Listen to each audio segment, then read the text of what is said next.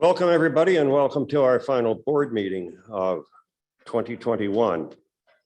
The TNRD acknowledges that we connect with many First Nations communities across our vast regional district, and today we are located on the Thompson-Nicola territory, situated within the unceded ancestral lands of the Secwepemc Nation. The TNRD appreciates the partnership that we have with the Secwepemc and respect the territory and land on which we gather today. So the Thompson-Nicola Regional Library is pleased to announce the lending of Interior Savings Internet to Go Kids to Merit families affected by the recent flooding. 20 tablets and internet hotspots will be made available at no charge through the Resiliency Center. This initiative ensures that all residents are able to access the services and supports they need at this difficult time. This year has certainly been extremely difficult and challenging in so many ways, and I'm sure I speak on behalf of all of you when I say that I'm looking forward to saying farewell to this year and welcoming a much better and brighter 2022.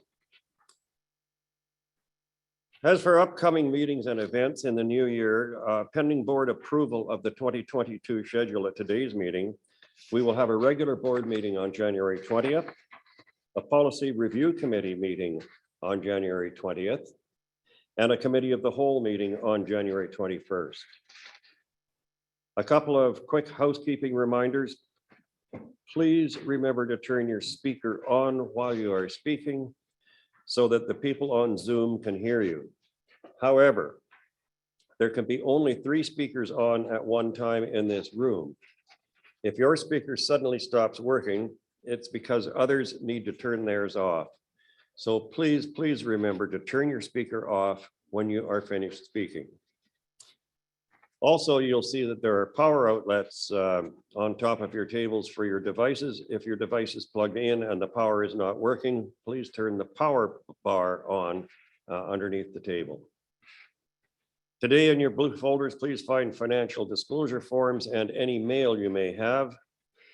And I take this opportunity to wish you and yours a very Merry Christmas and health and happiness and perhaps a little bit of calm in the coming year.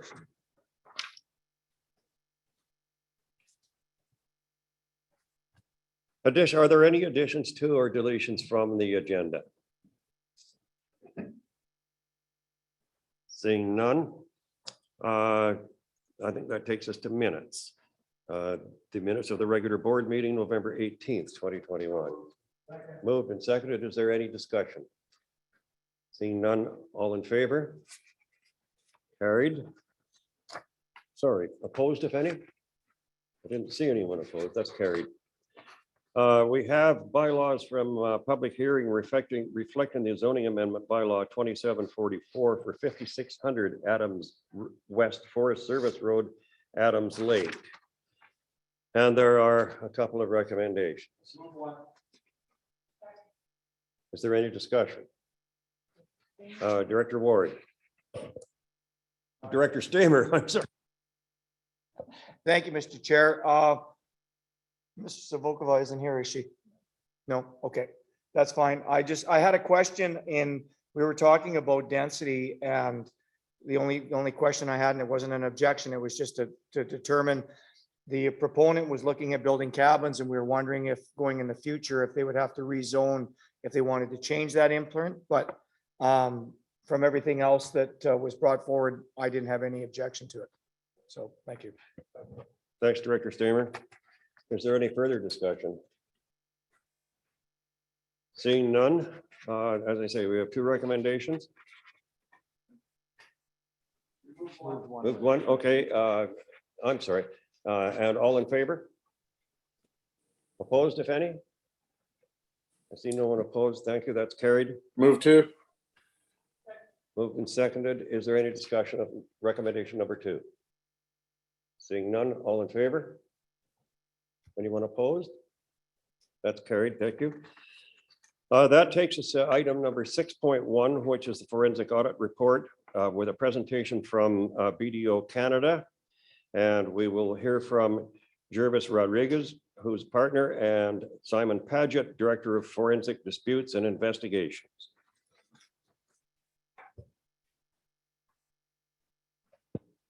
Mr. Hildebrand? Thank you, Chair Gillis. Just my opening comments. Good afternoon, everyone.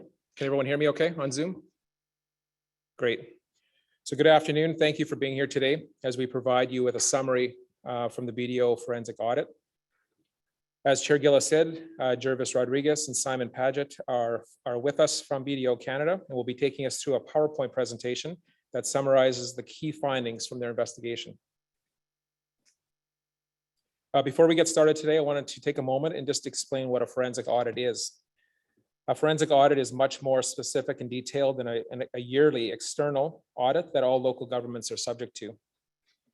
A forensic audit is typically used to uncover misconduct or inappropriate behavior, up to and including fraud. They examine financial records, gather and analyze evidence, and potentially could be used in court. The purpose is much more targeted at very specific issues. They conduct interviews with key individuals, uncover evidence of or pertaining to fraud.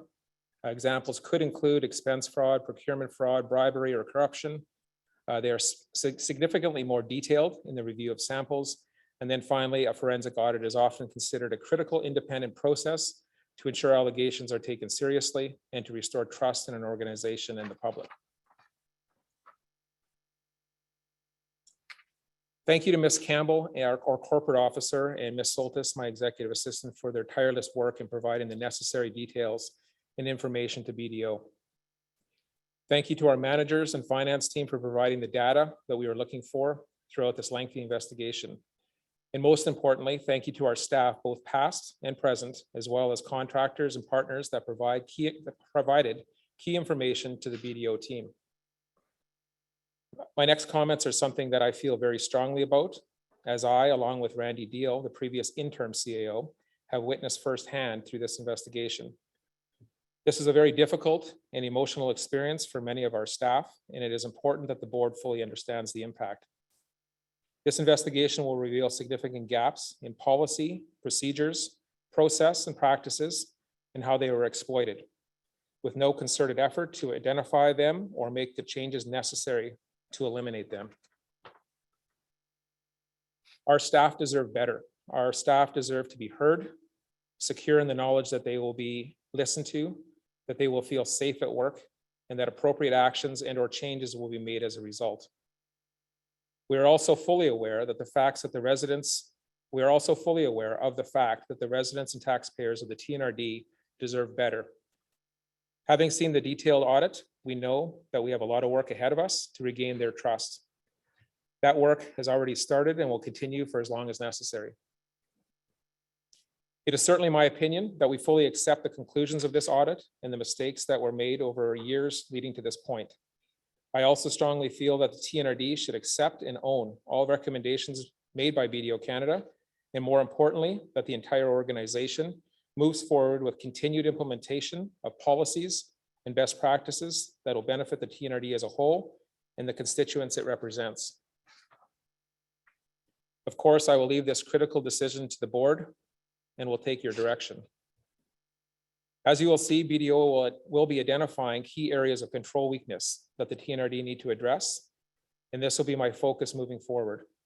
I will be developing a strategy on how we effectively and efficiently undertake these important recommendations in a way that is both timely and meaningful. You can expect updates on our progress. The TNRD has promised a fulsome and transparent report of these findings. When the process started, we hoped it would be at the first public meeting after the report was delivered. This is the first time we have ever dealt with such a report, and our lawyers have advised that a full copy of the auditor's report cannot be made public at this time, as a legal review is needed to ensure that we are not releasing any information that we are legally prohibited from disclosing. In hindsight, I wanted to point out that I made a comment last week that was printed in the Kamloops newspaper yesterday that was accurate at the time, but unfortunately changed thereafter. This is extremely disappointing to me, but the nature of a forensic audit report means that it is highly sensitive and confidential with confidential documents, and we must do our legal due diligence. A copy of the BDO summary that is being presented at this meeting will be released today, and the full report of the auditor's findings will be released as soon as they are made available to us. We are determined to prioritize delivery of the forensic audit findings. We are committed to the public accountability and transparency, and we will work as quickly as possible to ensure that the findings of the report are released to the extent that we are able to, bearing in mind our legal obligations under the Freedom of Information and Protection of Privacy Act. And finally, having supported BDO and their work in the investigation over the last 9 months and the significant time and effort that this forensic audit has taken, I can honestly say I'm very frustrated with our inability to release a fulsome report today. But I also recognize there are legal implications, and I thank the public for their patience and understanding as we work through that. I would now like to pass it over to BDO's forensic audit team to take you through the presentation. I think Jervis is going to start. Thank you. Thank you, Mr. Hilbrand. And thank you, Chair Gillis, for this opportunity to present at least what I think will be a summary of our findings and some of our recommendations for the purposes of your consideration, the board, as well as for the community and the benefit of the community. So it goes without saying, a forensic audit is a very lengthy, extensive process that is typically conducted by experts with a background in forensic and investigative accounting. And our expert in this case happens to be Simon Paget, who will be going through the body of the report. But before I pass it on to Simon, I did want to echo some of the comments that perhaps Mr. Hildebrand has already talked about, and that being the nature, scope, and challenge of this investigation. Let me leave you with a few important comments around the extensive amount of work that has been conducted, both at the end of TNRD and staff at TNRD, as well as at our end, BDO, the forensic accountant. It's been a challenging review and assessment, an extensive review extension and assessment, but a comprehensive review too. And I think what you will see is this engagement for us started sometime back in April of 2020. And over the 8 or 9 months, there's been thousands and thousands of documents that we've had to look at, thousands of emails that we've had to look at, expense reports that we've had to look at, and lots of other documentation along the way. Somewhere midstream through the exercise, our scope of our review was expanded from a expense review to include also a review of some of the procurement practices and some of the contract practices at TNRD. So over the 8 or 9 months, there's been, in terms of time and effort from our end, well over 1,500 hours that has been expended in terms of trying to get to some of the facts, as well as trying to get to some of the findings that you will hear about through this exercise. As Mr. Hildebrand said, for legal reasons, we are restricted at this point in time to release our entire report to the public. And similarly to TNRD, I think we are also disappointed that the wholesome report isn't made public at this point in time. But I am confident it will eventually be released once all the lawyers have reviewed the contents and the form of the report. Let me assure you, though, that does not take away from what you will see and hear today. I think there's some very important information that you will see and hear today that will give you a very good idea as to the nature and the scope and the extent of our review that has been conducted. We do have a number of recommendations that we have concluded on, summarized, and you will hear many of those today. And both Simon and myself will deliver some of those recommendations at the back end. But with that introduction, I'm going to pass it on to my colleague, Simon Paget, who has led this engagement from the start.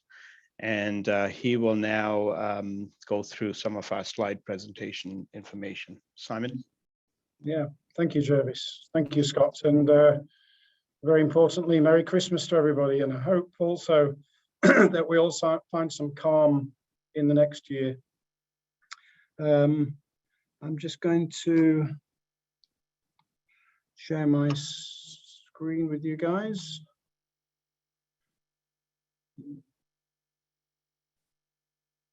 Okay.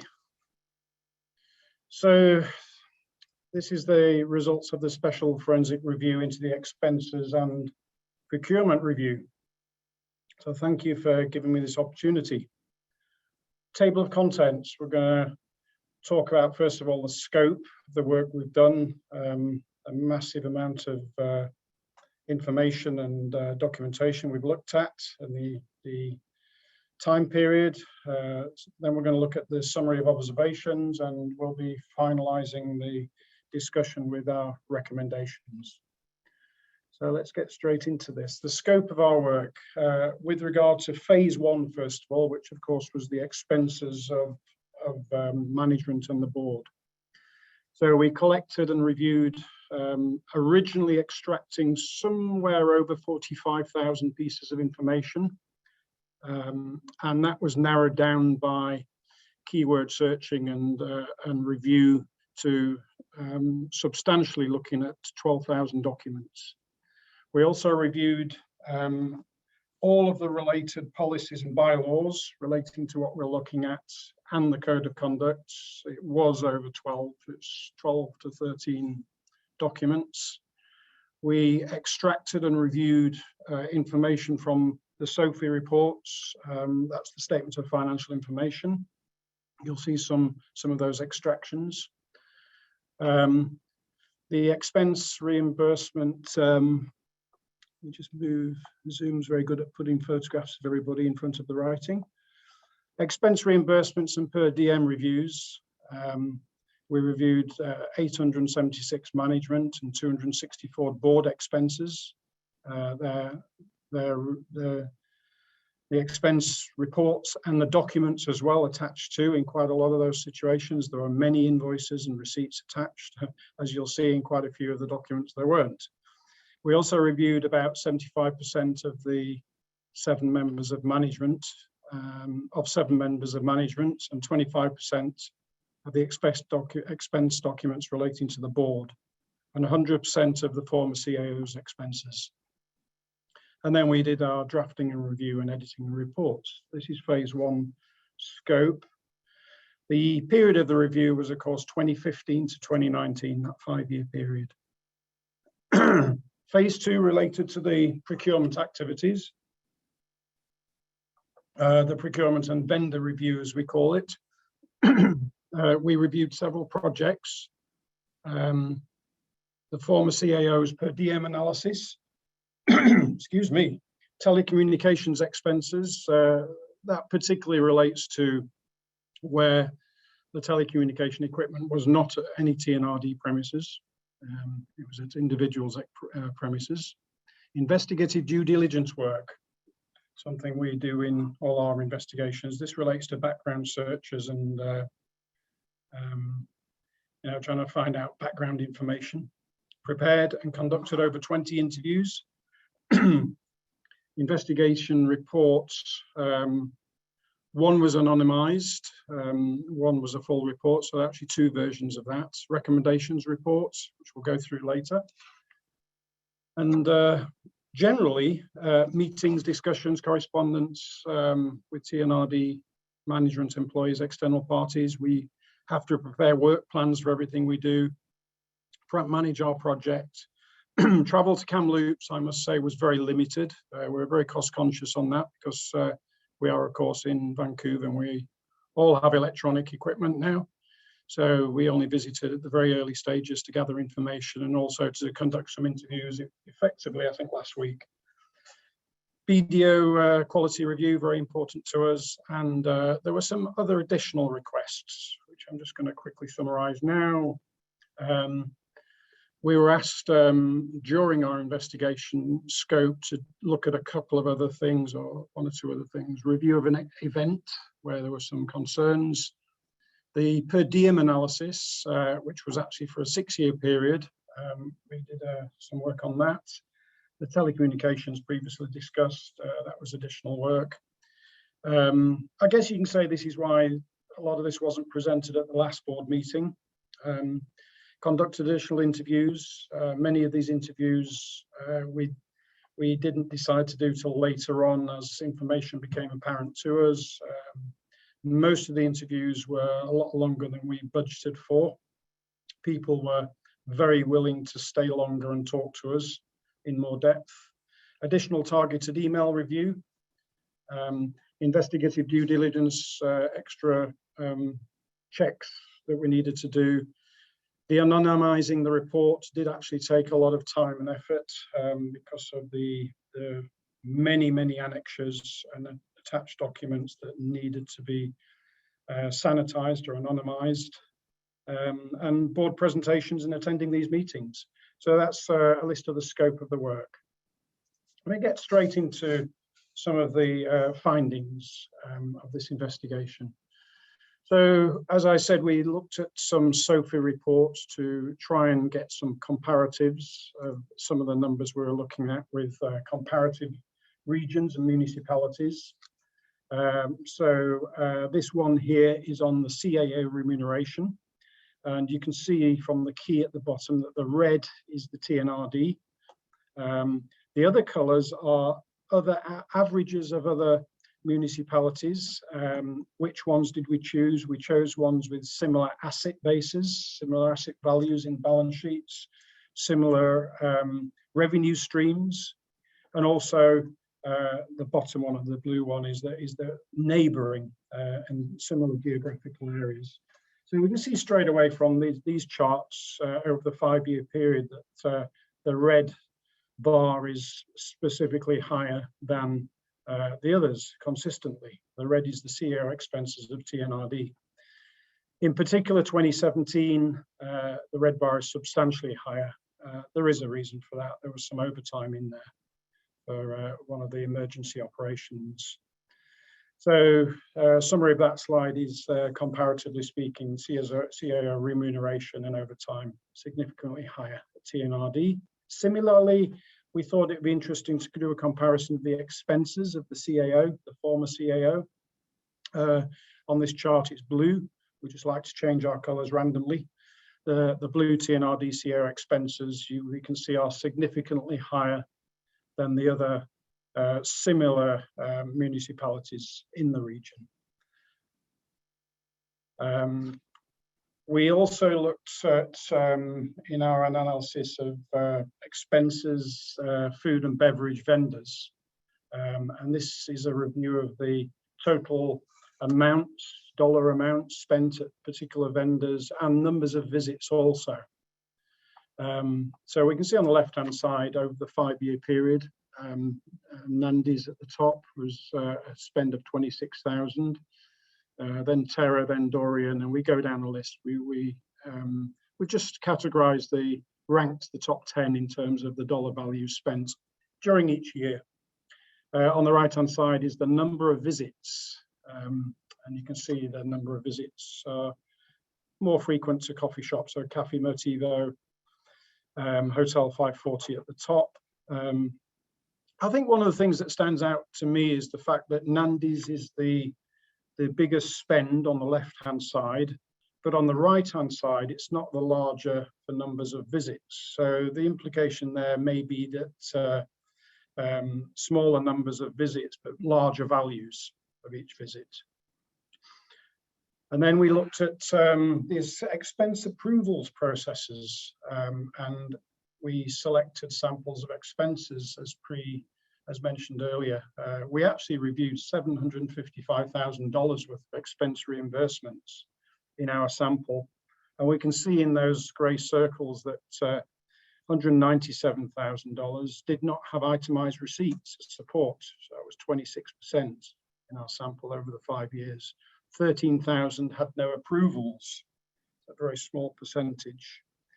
On the approvals, just to put it a little bit of context there, we see on the right-hand side that the former CAO approved $503,000 or 67% of those sampled expenses.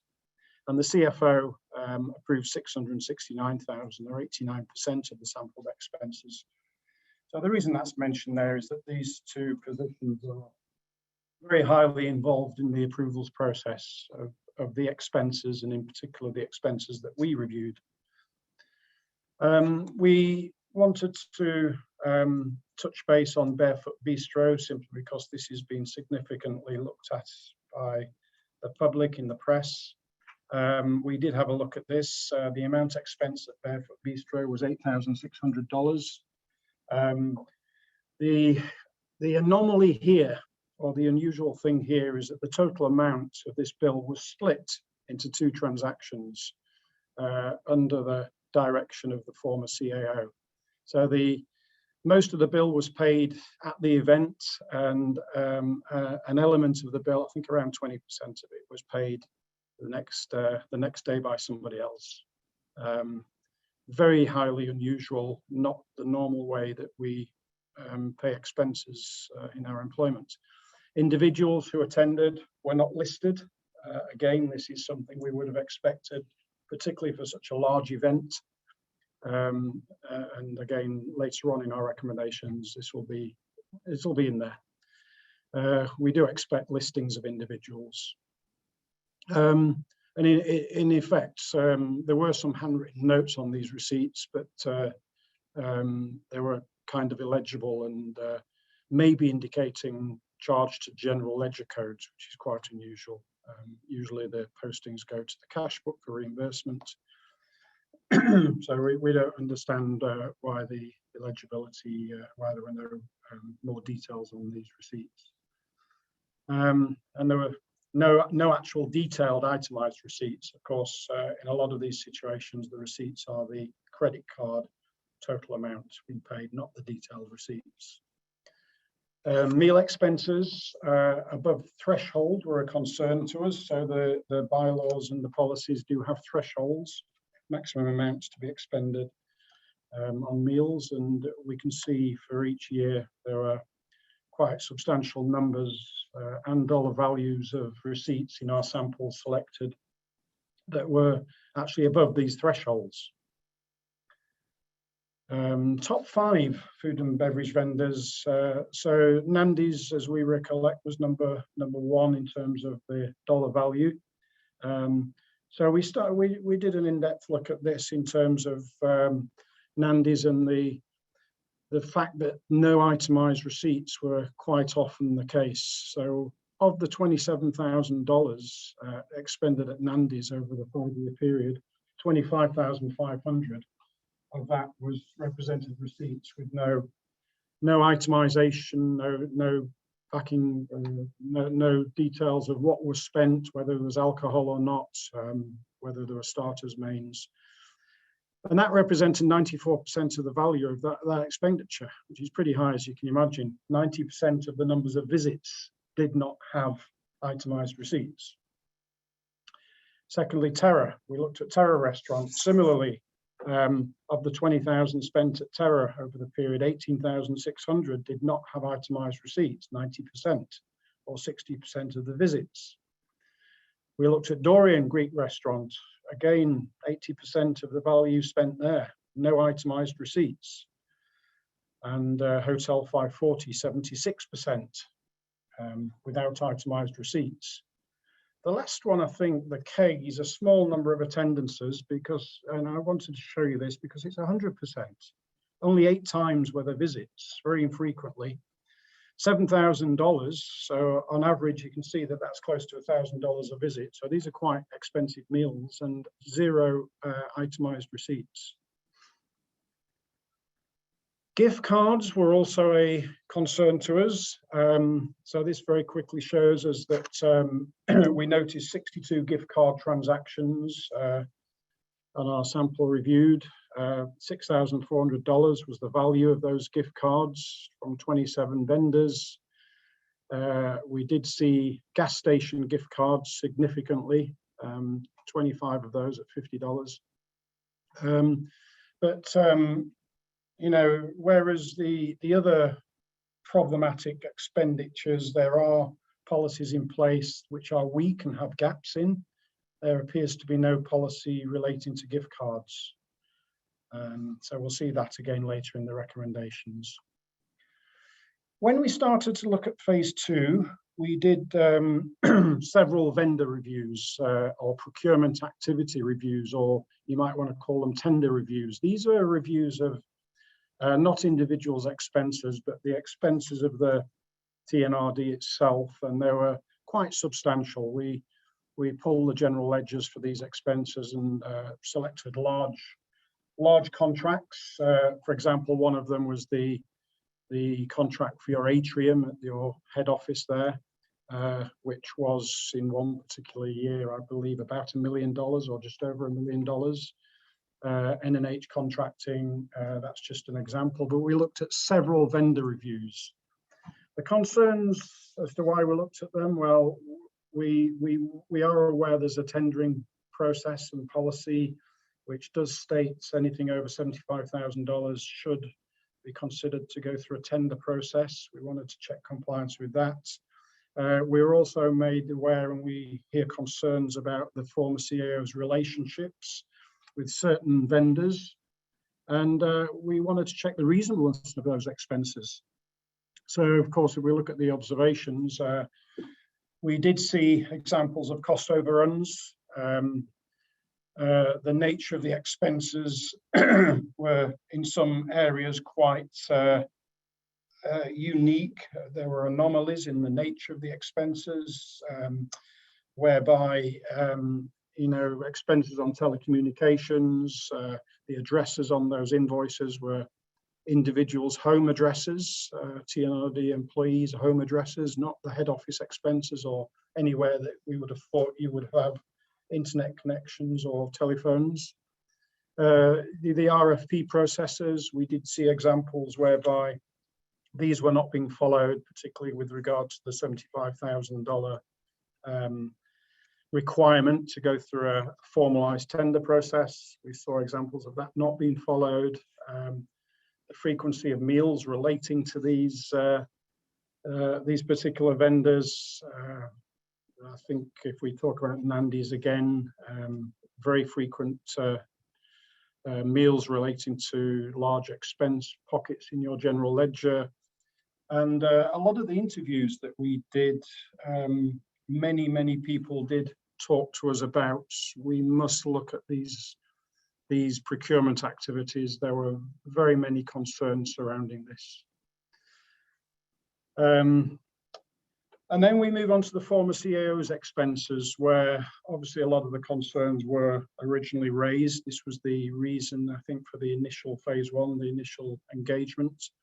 So just to run through some of those observations, we did see all over the place inconsistencies and incomplete information in terms of invoices submitted, whether names are being listed on receipts. There was just no standard pattern of the events. And of course, policies and procedures are designed to bring about a standard process for everybody to follow.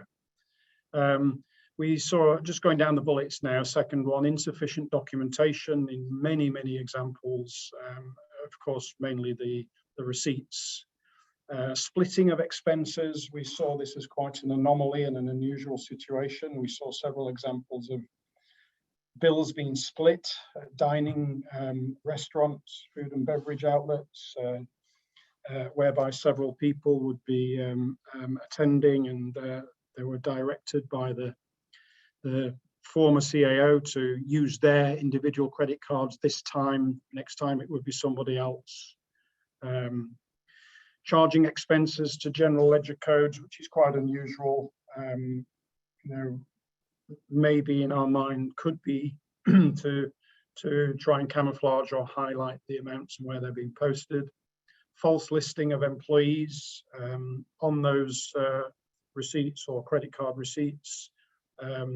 So there was usually a list of employees attending. We did find out through the interview process and subsequent statements received that many of those employees say that they did not attend those events. We got several examples of that. So why employees would be listed by the former CAO when they weren't in attendance. It is an anomaly. Missing itemized receipts, again, meals allocated to the former CAO is higher than the per diem threshold. We saw several examples of that. There was certainly a pattern of that. One of the extra pieces of work that we did look at was the Japan trip, and we noted some claims, per diem claims during the former CAO's personal days off, for which meals were being charged. And so that needs to be looked at into a little bit more depth. Meals with unspecified non-TNRD individuals were quite prevalent as well. Yes, we saw those in the vendors we looked at. We also saw those with regard to vendors that we didn't look at. So a summary of the overall observations, just an opening paragraph there with reference to what we'd like to call an inappropriate culture of spending. This is the culture within the business. The culture is the way that things happen and the way that many people are drawn into a pattern. And we feel that the effect of drawing in, the way he drew in and involved many employees, for example, at the meals, involving them in the payment process, listing them on the receipts. This was one of the reasons why this became a culture, because several people, more than one, were drawn into these activities. And the activities that perpetrated this culture of spending were the following. Okay, they include the following. These are the significant areas that we came across. And please just bear with me. There's 2 pages of these. I've just summarized for you. The former CAO's remuneration and expense reimbursements were significantly higher than his peers in similar roles. So we see that from the invoices we've seen, the work we've done, but also from the SOFI reports. Secondly, frequent and excessive levels of spending on meals and entertainment. Expenses reimbursed with no approvals and lack of scrutiny in the approval process. Number 4, improper splitting of expenses or directing subordinates to pay and claim reimbursement for these expenses. 5, meal expenses above meals thresholds as prescribed in policies and bylaws. Again, these are all anomalies, things that don't follow a normal pattern. Number 6, submitting expense claims without adequate support, such as itemized or legible receipts. 7, purchase and distribution of gift cards and items of a personal nature without specifying who the recipients were and the reason for it. You know, was it a Christmas, birthday, 15 years service? And number 8, the former CAO appears to have created or encouraged a culture of bypassing financial internal controls in respect of these expense claims. I just want to add to that there, number 8. What's more concerning to me is that the CAO's position is one of tone at the top that everybody should be following. And he did very little to correct these gaps in these internal controls. We see very little improvements to policies and procedures during his tenure. Number 9, lack of controls in the finance department. We'll talk about that a little bit later in the recommendations. Lack of board oversight and governance. Lack of mandated vacation. Decrease the opportunity for identifying issues. Yeah, I mean, that's talking about forced vacation, making sure everybody takes their vacation. They all need the rest, but also vacation is a key discovery period where wrongdoing quite often in our line of work is uncovered when people take vacations. And of course, in the former CAO's example, we see him being paid out for not taking vacation. So this, of course, is a recommendation. It will come through in the recommendations. Number 12, the former CAO did not take reasonable steps to improve the governance process, as I think I've just mentioned. 13, the rectification of these cultural activities was not supported by the HR department.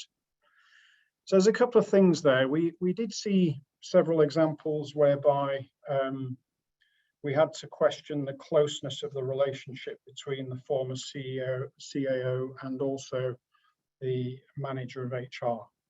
There were certain things that we noticed which were happening quite easily. There were certain things that weren't happening. So the getting overtime paid, maybe his performance review process. So, you know, we have to have segregation of duties and distance and control over these relationships going forward. The rectification of these cultural issues was not supported by HR. Sorry, that's done. Recommended changes by the TNRD staff were not considered in certain circumstances. 15 policies and bylaws. We're going to see that in the recommendations. We certainly found deficiencies with regard to meals and entertaining, and to a certain extent, conflicts of interest.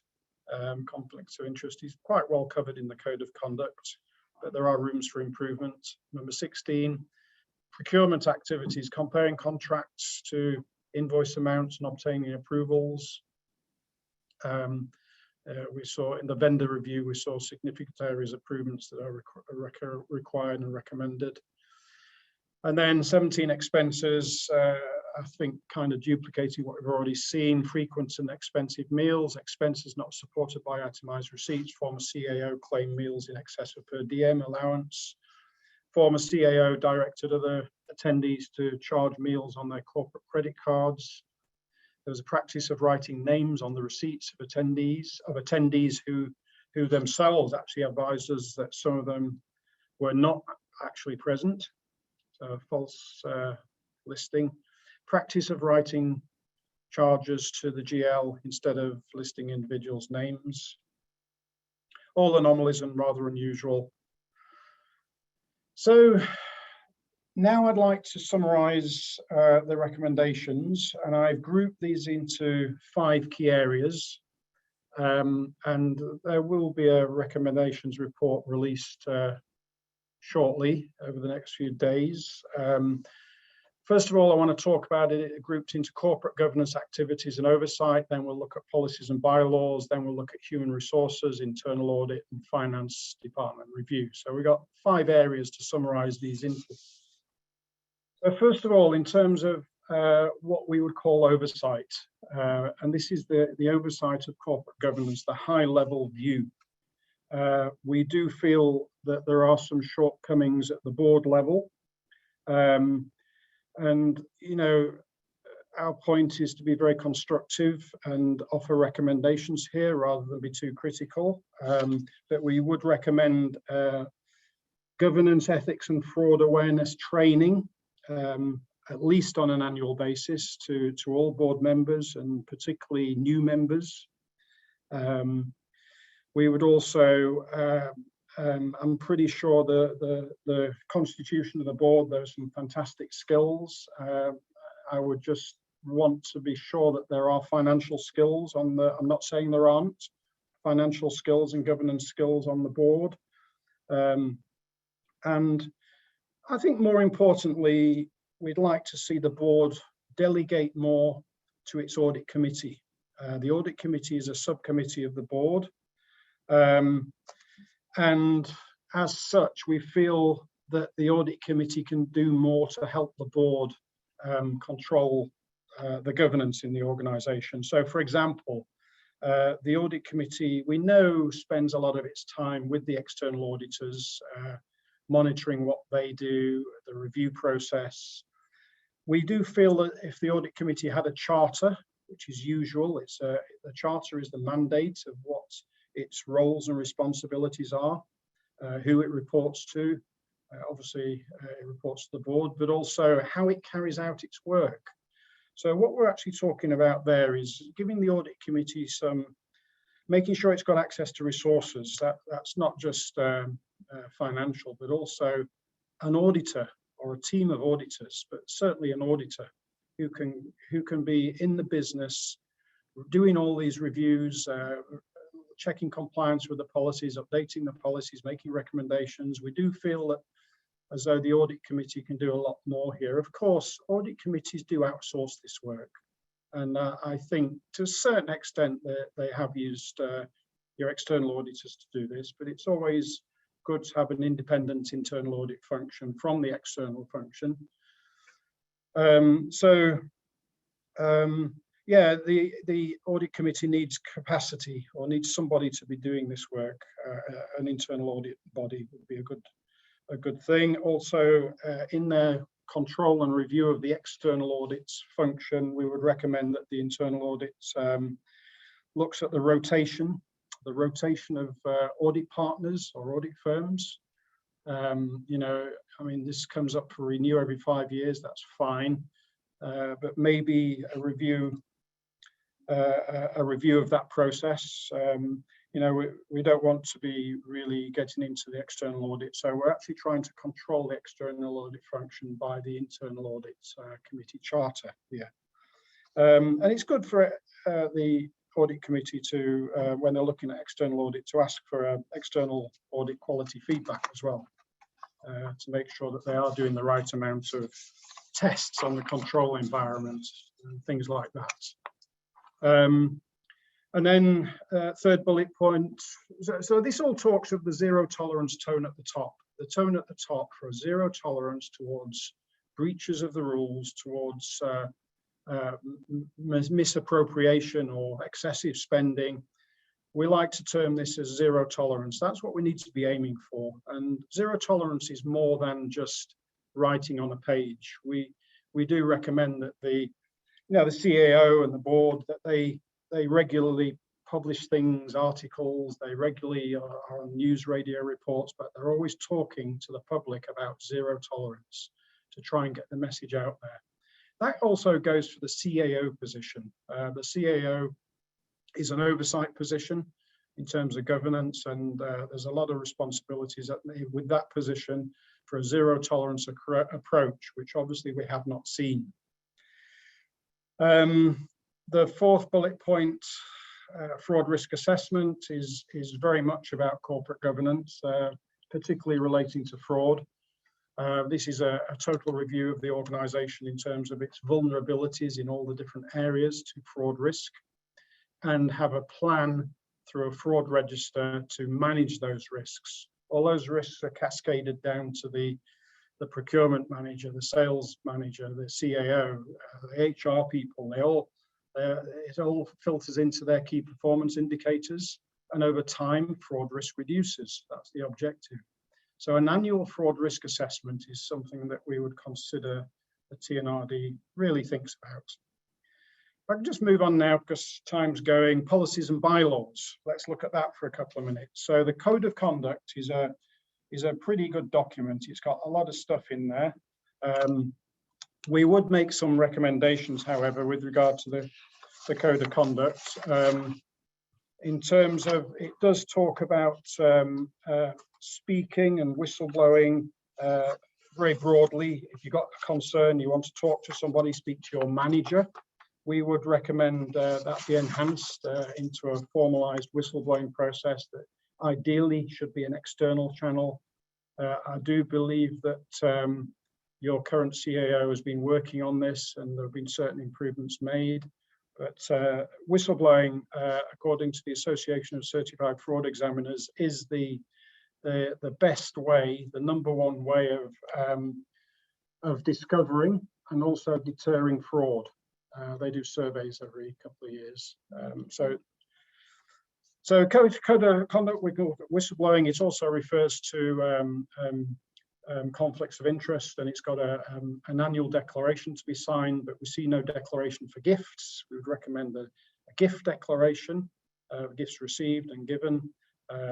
And, you know, just generally speaking, the Code of Conduct needs a review, as all your policies do, every year at least.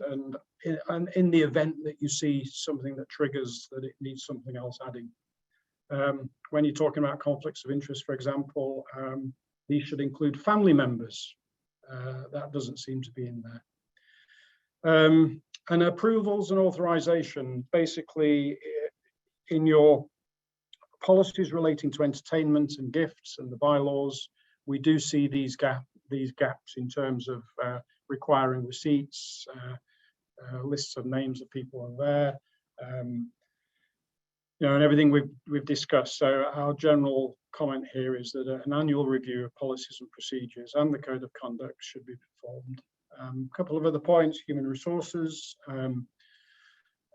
We think you should have a review of your performance review process in terms of the CAO's performance reviews. We've seen some activities in this area, but of course, nothing identified some of the things that we've been through in the last 30 minutes. We'd also recommend compensation benchmarking. We found it quite useful to do something as simple as compared to the SOFI reports. We think that HR would play a valuable role in doing something like that. We feel that exit interviews would have highlighted some of the issues that we've discussed, particularly amongst some of the individuals who have been let go or have left under unusual circumstances. It's always very valuable to talk to these people. And we feel that that would have drawn attention to some of these things that have been happening. Whistleblowing, I have already mentioned. Whistleblowing programs can kind of be managed by the Human Resources Department. But as I said, the characteristics of a successful whistleblowing program are A, that it's external, B, that it offers anonymity, C, that it's highly confidential, and sometimes that the calling is free phone. Some people like that, but I think nowadays we like to see access to whistleblowing through email and also online reporting.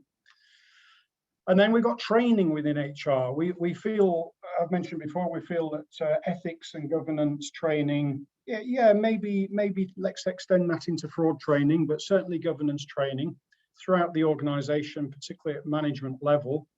And the reason why it's in HR is because quite often the HR control the training programs, and they can roll them out and keep an eye on who's had the training, who's short of training this year. But certainly at board level and CAO level, we do want to see some training.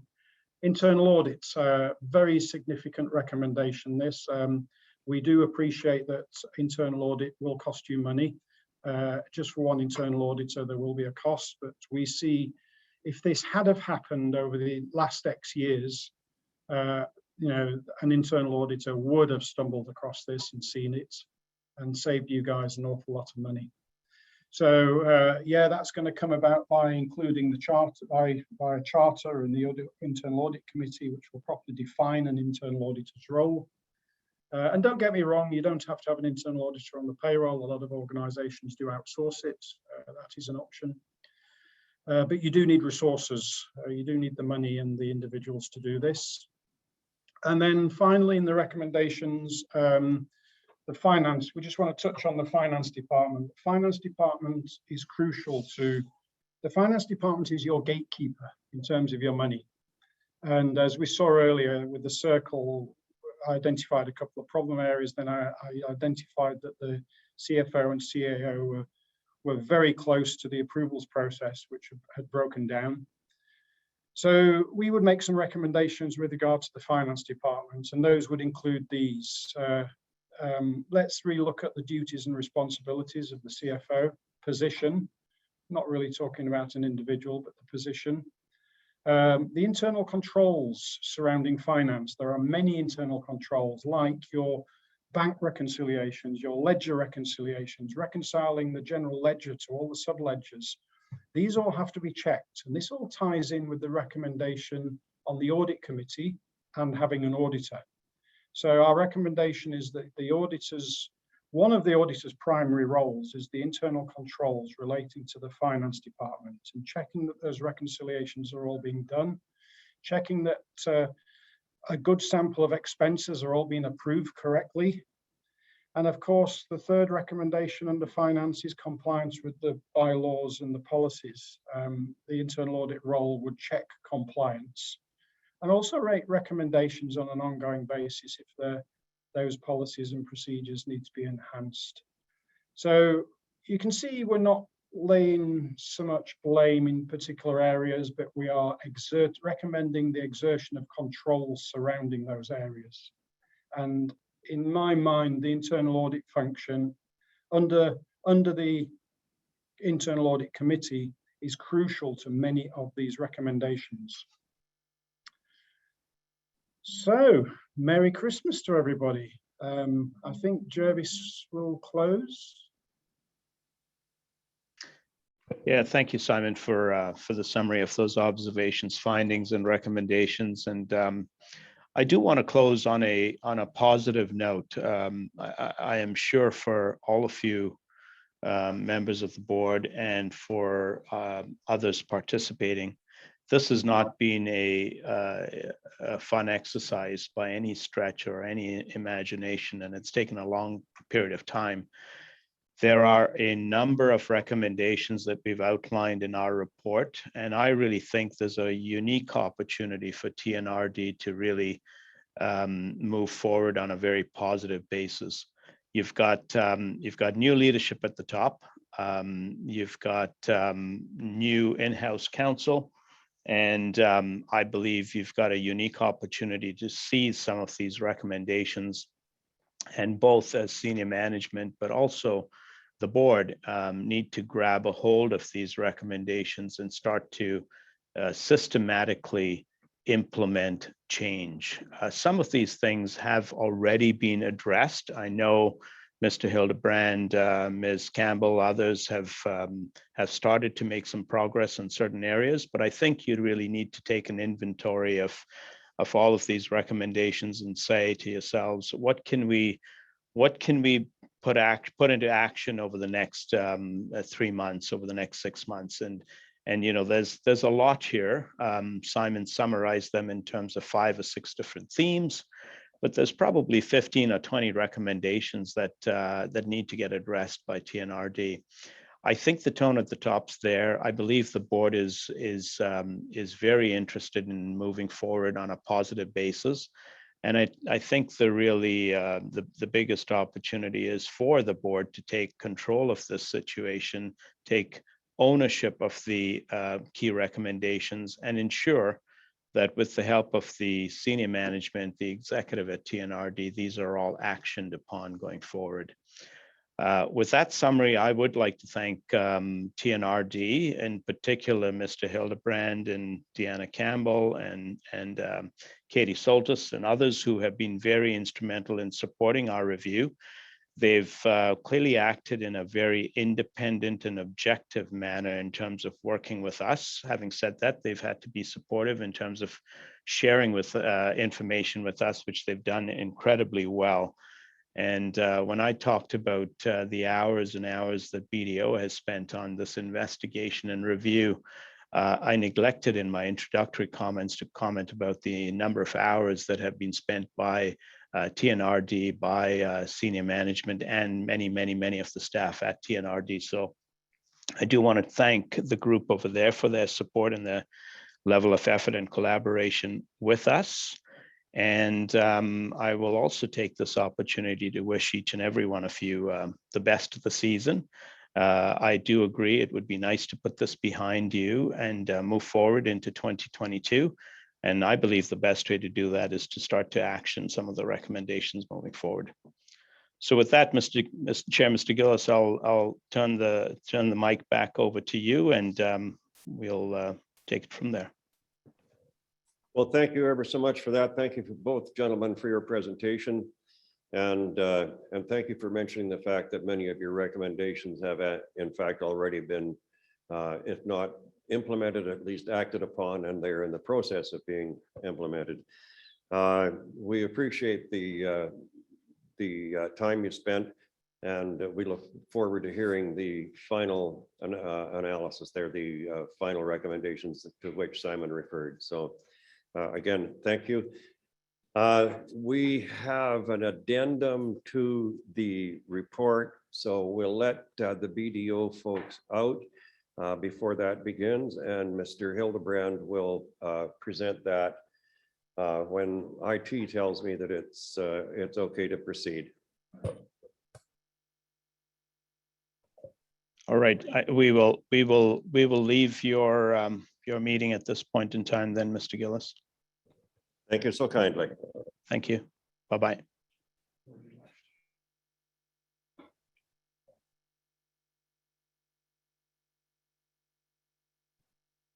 Great, I think we're good to go. Yep. Just one further addendum that I needed to share. BDO Canada discovered that they had a conflict of interest with a business in relation to the forensic audit. Allegations with respect to this business were identified and BDO was not able to investigate these matters. For this reason, and following their own internal protocols, they passed this along to the TNRD to action. Concerns were raised about the amount of money being spent at this establishment as opposed to other suppliers. Allegations also included preferential business being awarded, personal relationships, and other concerns. While this information cannot be included in the forensic audit report by BDO Canada, staff are highlighting the allegations and information in a separate summary report. Myself and Ms. Campbell looked into these allegations and will be providing subsequent information. The purpose of this addendum or these comments is not to draw any conclusions, but to only provide the allegations and information with respect to this business. The TNRD is not in a position to make findings of fact as a forensic audit would. This information is only intended to present and highlight the concerns in the interest of accountability and transparency and maintaining TNRD's commitment to looking into all allegations brought forward by staff. This information will also be made available at the same time as the BDO report in the very near future. That's all I have to say. Thank you. Thanks, Mr. Hildebrand. I think that takes us to unfinished business, of which there is none. So we're now at bylaws 8.1 zoning amendment bylaw number 2755. That's Highway 97 north of Clinton. Move the recommendation. Second. Moved and seconded. Is there any discussion? Seeing none, all in favor? Is anyone opposed? I see none opposed. That's carried. 8.2 zoning amendment bylaw number 2746, 28 Holloway Drive, Tobiano. Move the recommendation, Mr. Chair. Second. Moved and seconded. Director Elliott, your microphone. Is there any discussion? Seeing none, all in favor? Opposed, if any? No one's opposed. That's carried. Bylaw number 2761, Monty Lake Road, Monty Lake. There are two recommendations. I don't like to move recommendations Move one. in the chair. Mr. Chair. Moved and seconded. Recommendation number one, Director Elliott. Yes, thank you, Mr. Chairman. I would like to know, it appears that this gentleman is having to rebuild his home from the fires. And consequently, obviously, the last home was not on proper zoning bylaw, but I'm wondering if we are in any way helping these folks who have been burned out and have to get all these permits. Do we have some way of financially helping them, or can we waive permit prices, or has it been looked into? Mr. Hildebrand. Thank you, Chair Gillis. I believe Mr. Kraus is on with the planning department and can speak to that. Alex, if you could speak to that, please. Yes, certainly. So under the procedures bylaw, the fees for building permits are 50%. So there's already been a fee reduction, both for this rezoning application and for the building permit when they're ready to apply. And that's the main function. We also support a lot of questions and sort of guide these residents through the processes that they have to go through now. But that's the extent of support. So Director Elliott?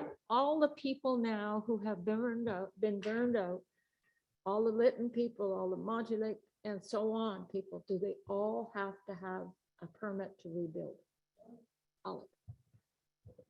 Yes, if they're building a new dwelling, they do need a building permit.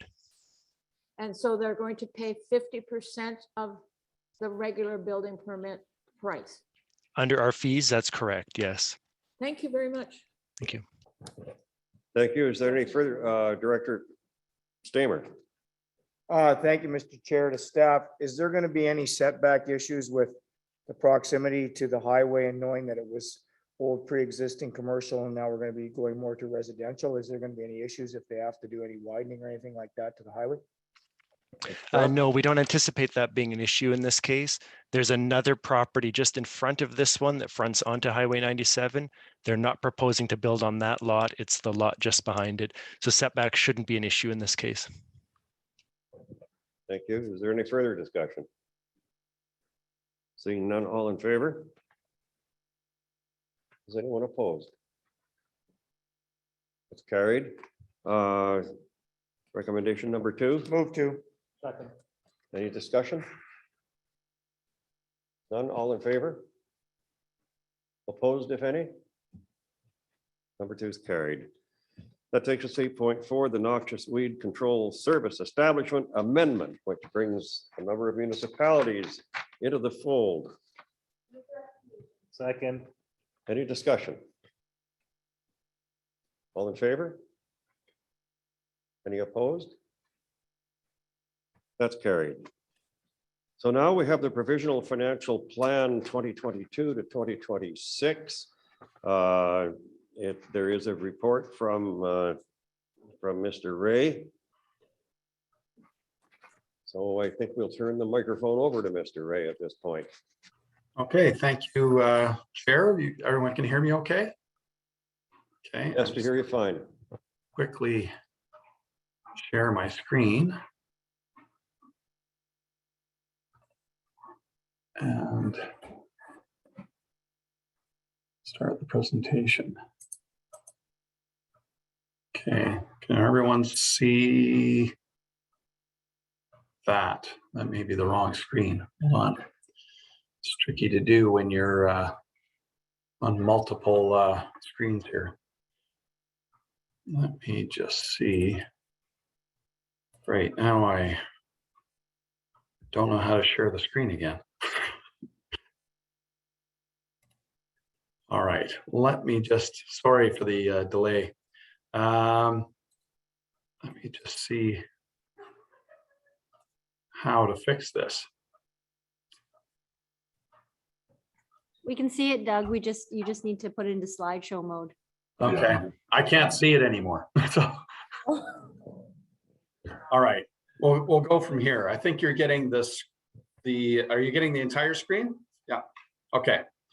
So basically, provisional budget. I just wanted to emphasize, this is really a first draft. It's missing certain key information. As you'll recall from previous years, at this point in time, we don't have any new assessment data for 2022 yet. That'll come in January. So this is still based on the same assessment-based property values that were used for 2021. That means there's no new growth in the tax base reflected. The year-end surpluses are estimates only, as at this time of year, clearly we haven't quite hit the end of the year. And as we work through the budgeting process throughout the fall, we're making estimates about where we think we'll land at the end of the year. Same thing with capital projects. Some are going to not be completed by the end of the year and need to be rebudgeted for next year. So those are estimates as to how far along they'll be. And as a result of all of this, the tax requisition, therefore, is also an estimate only. That will be significantly impacted by the new assessment data and if surpluses are higher or lower than estimated. But it does provide a spending plan, a good idea of what the operating issues are. We're not seeing your slide full screen. You need to disable use presenter view. Okay, sorry. Yeah, you want to do it? Because I can't figure out how to do it.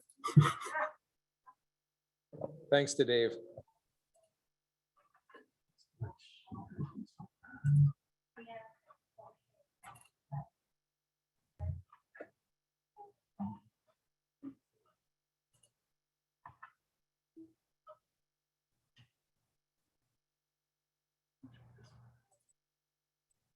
There we go.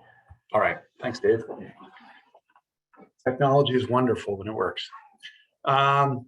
So it does provide a good spending plan for operating the services, the service levels anticipated, and the capital projects that go with that.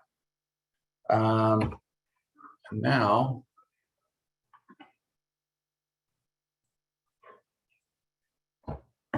oh, Okay, there we go. Obviously with the final budget that will come in March, by that time we will have the correct assessment data for 2022. So we'll have updated values there. We'll have new growth information. The surpluses will be replaced with the actual results for the end of the year. Capital budgets will be more refined. And that's the budget that will actually set the taxation for 2022. Under the Local Government Act, that must be adopted by the end of March. So some highlights of what's changed this year. There are some years there are new services this year, no new services established yet.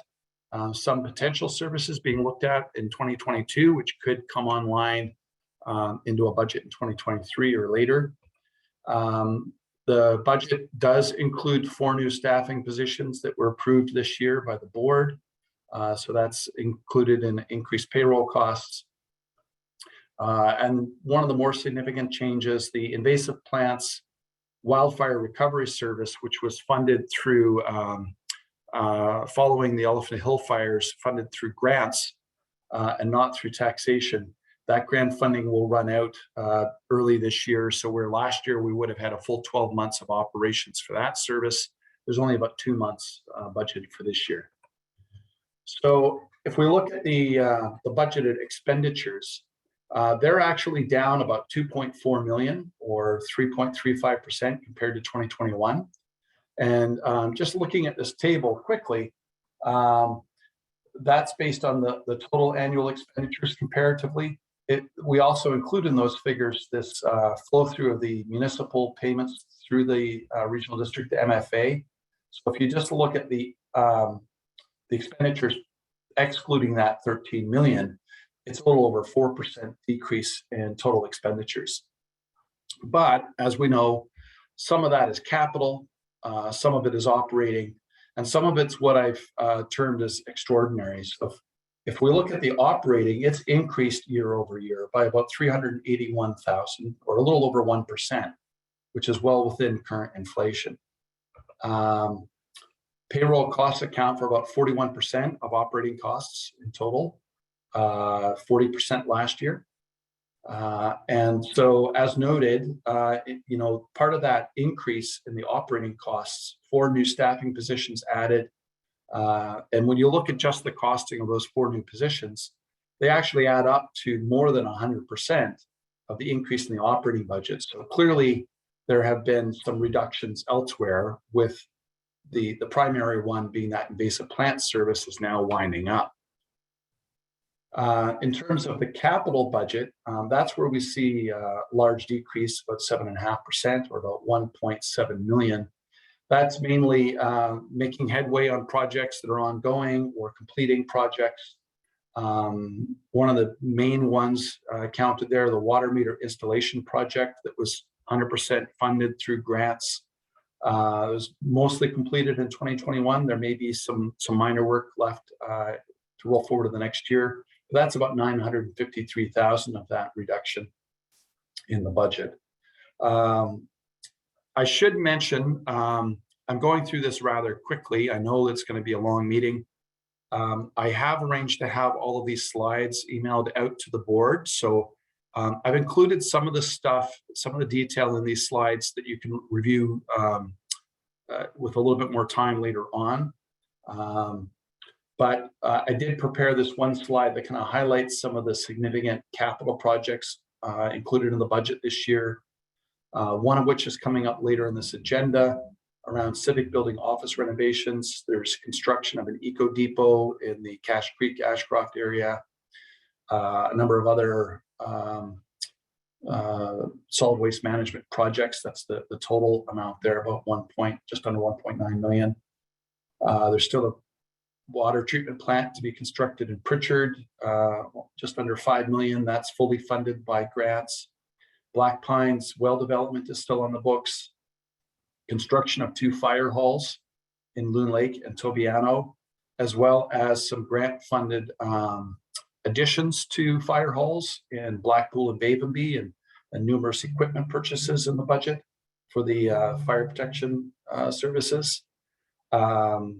Some significant costs still in the library service, some preliminary money coming from reserves for land acquisition and proceeding with Sahali Southwest branch.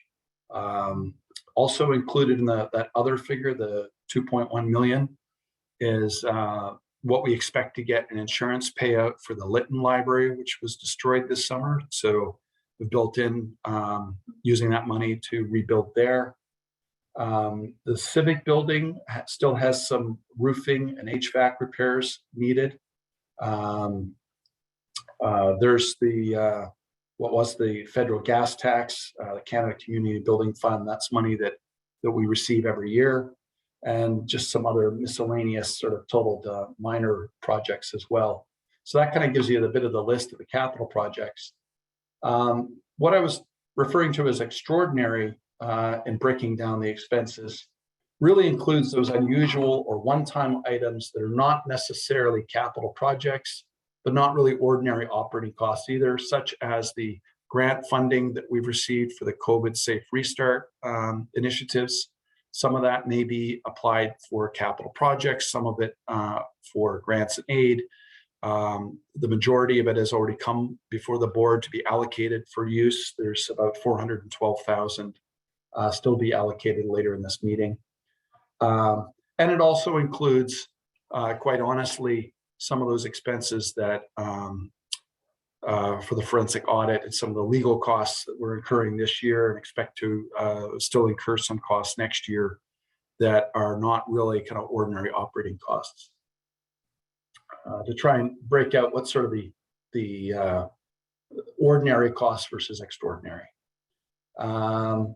Most of them are fairly minor this year other than the COVID funds. So that gives you a kind of a breakdown of the planned expenditures, $2.4 million reduction comparatively overall. And this graph, I just wanted to kind of give you an idea of which services those expenditures fall in. So if you look at the column height as a total, that would represent the expenditures in each of these service areas. So the recreational and cultural services, just under 14 million in total, which represents about 24% of the total expenditures in the budget. That category, of course, includes the public library. The blue is meant to represent the operating costs within that column. So out of the total column, about 9 million is sort of operating, and that represents about 26% of the total operating costs in the budget. So just to give you a bit of a breakdown by service, so you can see the environmental health services, that's primarily solid waste management. Protective services includes fire protection, but also includes our E911, our emergency preparedness, and our building inspection services, as well as some other smaller grants and such.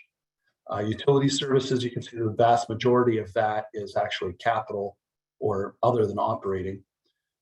General government would be the board costs, general administration, electoral area administration, and Fraser Basin Council services. Environmental development includes our planning and our film commission, and then there's the others. So just to give you a bit of a visual breakdown of that. Now, in terms of the funding, this is a bit of a snapshot of where the money is projected to come from in this budget. And the one thing I wanted to highlight here, you can see this is the projected property tax requisitions. There is an increase, even though expenditures are decreasing, operating costs are increasing. And the top line is our estimate for our previous year surplus. As I said, that's an estimate at this point. For 2020 and 2021, you can see the surplus were funds that were included in the budget in the previous year, but not spent. And so they're being carried forward to either finish projects that are intended to fund, or to, if they're true savings, then to go on and fund 2022 expenditures. The estimate shows a drop of a little about 1.3 million compared to 2021. So when the surplus drops, one of two things happens. either taxes are going to go up to fund expenditures at a similar level, or we're going to actually see decreases in the budgeted expenditures. This, I would say, is a combination of both. We have seen a decrease in our expenditures overall, but an increase in operating expenses. And that's the part that's primarily funded by property taxes. So you can see where the surplus has dropped, the income taxes increase. And again, that's about just under 4.5%, or just over $1 million. This includes those 4 new positions that were added. It includes the expansion of the invasive plant service to include municipalities. It would also include things like the negotiated pay increases for union staff that would be expected. So there's an increase in our operating costs, and a projected increase in taxation. We'll see when it comes to the final budget. As I say, this is really a first draft. This is where things stand today, and we'll see where they land once we get through the year end and work towards a final budget. So operating reserves, another key source of funding from our savings. This just gives you a bit of an idea of where we expect to be at the end of 2021, what the planned transfers are in 2022, and what it's going to leave us with. In general, you can see our general administration's going from just under 1.5 million down to about 622,000. Now, some of those transfers this year are intended to cover off some of those unexpected costs for forensic audit and legal, as well as some other capital needs. So 2 years ago, this sat around 2.2 million. Now it's going to be about 622 million, which is actually quite low. The COVID restart funds, we expect to, we've put them into a separate reserve. We expect to fully expend them if everything goes according to plan. Solid waste management has got a fairly healthy reserve. The budget, where we've set the taxes for the next 10 years, is intended to draw that reserve down to about 4.5 million, and we can see about an $800,000 draw this year. E911 really has very little in our operating reserve, but it does have quite a bit more money set aside in a separate capital reserve. The building department, if we, or so the library, if we expend some of that money that's included in the budget, we'll basically use up everything in the operating reserve and tap into some capital reserves we also have. So one of the main things I just wanted to touch base with on the operating reserves, this is a bit of a graph for the solid waste management, which is really both operating and capital combined for solid waste management. But you can see where we expect, based on where we've got the taxes set for solid waste management this year, this is the pattern we should see if everything was spent exactly according to budget and we received exactly the same revenues we projected. We would be drawing that reserve down. But I wanted to sort of just touch base on those other operating reserves and the question about, what is the right amount to have? When I've done some research in the past, there's no real kind of universal benchmark to compare ourselves against. Generally, it depends on the specific risks you're trying to mitigate, where we think we have vulnerabilities that we could reach a financial crisis and need to have savings set aside. But in general, the GFOA, or the Government Financial Officers Association, recommends as a best practice a minimum of no less than 2 months of the regular general fund operating revenues. Likely more is appropriate. That would be the bare bones minimum they recommend. That's about 17% of the annual operating. In the case of the TNRD, when it comes to our operating reserves, unlike a municipality, we also have to think about which reserves we have and which taxpayers are paying into them, because they're associated with different services with different groups of taxpayers contributing, and we can't really mix and match them. So just looking at the regional services that the entire community contributes to, everyone pays into, the operating budget in 2022 is a little over $15 million. 17% of that would be about 2.5 million. If at the end of 2022, we have 622,000 that we're projecting, that's a $1.9 million shortfall compared to what we should have as a bare minimum. So the message I have is, when we're looking in the new year at our financial policy, our taxation strategy, clearly regrowing our reserves has to be a consideration. And I didn't want to take a lot of time looking at the other buckets today, but we can certainly do that later. So in terms of the tax requisitions, again, just reminding everyone, this is a preliminary first draft without 2022 assessment data. But based on what we have 2022 versus 2021, it's about a 4.5% increase in the total property tax requisition. And this slide breaks it down between what's being contributed by member municipalities, electoral area members, and then the local services, such as a water system or a fire department that isn't as big as an entire electoral area. There's increases in all three to make up that 4.5%, more heavily in the electoral areas than in the municipalities or local services. Breaking it down a little bit between the types of service, there's the sort of general common services, the EA-wide services, and then again, the local services. So that gives you a bit of an idea of the taxes for each of those categories. And if we break it down in those categories, how much the member municipalities and the EA members are contributing to the common services and to the EA-wide services. There's some comparison there. The one that's a little bit of a variation here is the member municipalities for the EA-wide services is a small decrease, but increases elsewhere. So it's not any one service area that's driving a tax increase. It's kind of across the board. And so just again, for reference for later, this gives a breakdown by municipality of what the projected tax requisition would be with a comparison to the previous year, and what the equivalent then tax rates would be set, a rate per thousand of generally of land and improvements compared to the previous year, and a comparison of what the average priced residential home would then pay. So this would be the average tax in Kamloops would be expected to increase by $3.70 year over year.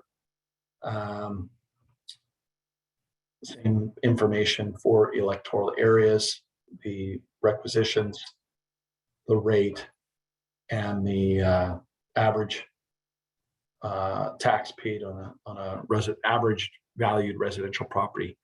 One of the things I hadn't pointed out earlier, but I'll just close with, is to keep in mind, for the last 5 or 6 years, generally, we've been on a trend of decreasing the property taxes with the TNRD.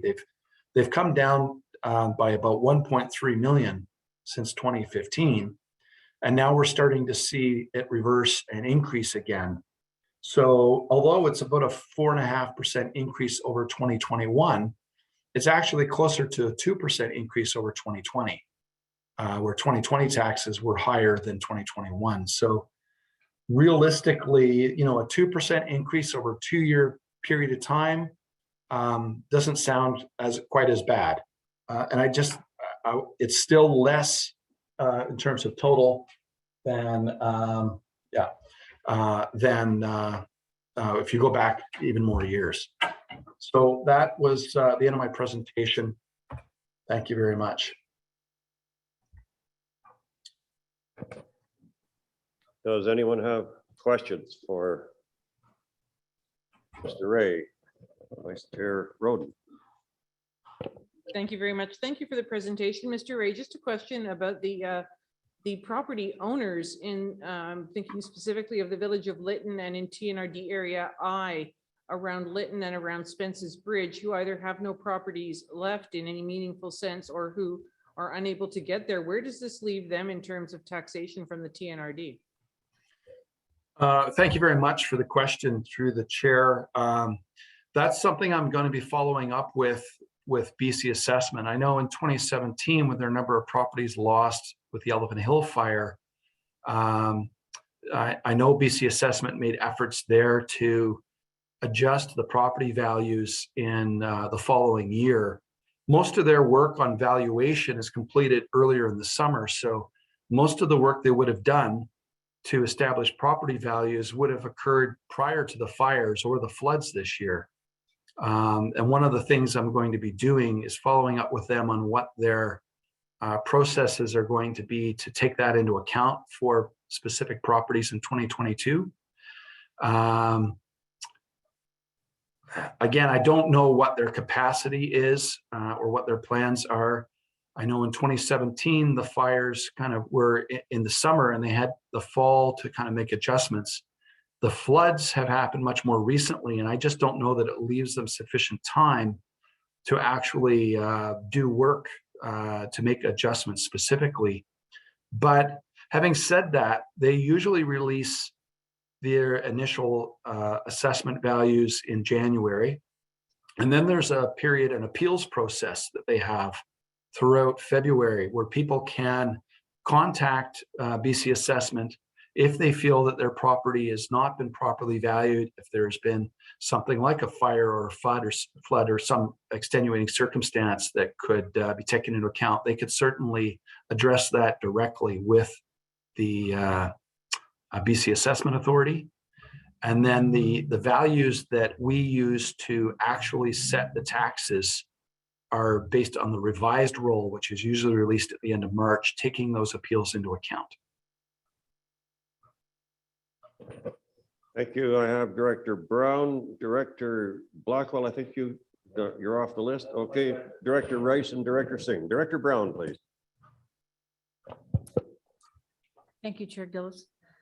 My question was also similar to Director Roden's in terms of assessment, but we, as the City of Merritt, have been in touch with BC Assessments, and they're telling us that they are going to adjust a lot of the assessments down. We've had over 800 homes affected in the flood zone. We've had 450 affected in terms of land. Not that they are going to be reduced greatly, but there is 450 that will be reduced in some kind of capacity, and 50 of those will be write-offs. It's going to be a huge reduction for the City of Merritt in terms of taxation, and I assume it's going to be a fair amount for TNRD as well. And BC Assessment told us that they would be looking at that in the January process. Yeah, I would hope that they would find some way to take those things into account proactively and not just wait for appeals. So that's good to know. Thanks. Thank you, Director Rice. Thank you, Chair. And following on the same line of thought and questioning, I guess you would say, for one thing, I don't want to get to appeals because at least the people in our area they're tired of being on the phone and telling their insurance doesn't cover their property and it doesn't cover their vehicles and hanging on the phone for a lot of things, paying phone bills and power bills that they don't have. But that being said, there's at least 3 properties in the flooding area that no longer are properties. They are the river. They are the Nicola River. So these people have a piece of paper.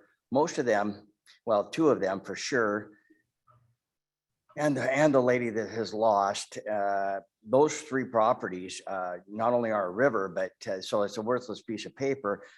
And there's going to be no insurance company, by the way. I would have a hard time finding a way. And I like what Doug said is you got to be proactive in this case and stuff. I don't think anybody should be paying taxes when you really do, you just want a piece of paper and things like that. And after the Resiliency Center yesterday and transitioning from ESS to Red Cross, I see where that's another concern, but I won't even get into that right now. But ourselves, I found out yesterday, we pretty much qualify for nothing for disaster relief in our situation, which was a little bit disappointing since I didn't have a harvest for the summer because of the wildfires, and I won't have a harvest next year because of the flood. So I have 2 years of no income. I'm not the exception. I'm the rule on Highway 8. So there's a lot of things we need to be proactive about here, and we're going to have to color outside the lines nothing like this has ever happened before. So we need some thinking that's outside the box and to address these things, because these people aren't getting any better. They're supposed to get phone service back today. This is not on TELUS right now. They're supposed to get it back yesterday. They found out on a notification today that there's problems, technical problems. We've been without communication for 33 days. So it's not just the evacuees, it's the community expenses bridge, and we need a little bit of support. So I'm hoping, you know, they don't get a tax bill, and we're proactive in this, and it's going to be a unique case by case circumstance. I understand that, but you know, moving forward, we need to have some serious conversations. Thank you. Thank you, Director Singh. Thank you, Chair Killis, and I just want to support what my colleagues are saying around the immediate budgetary issues caused by extreme weather.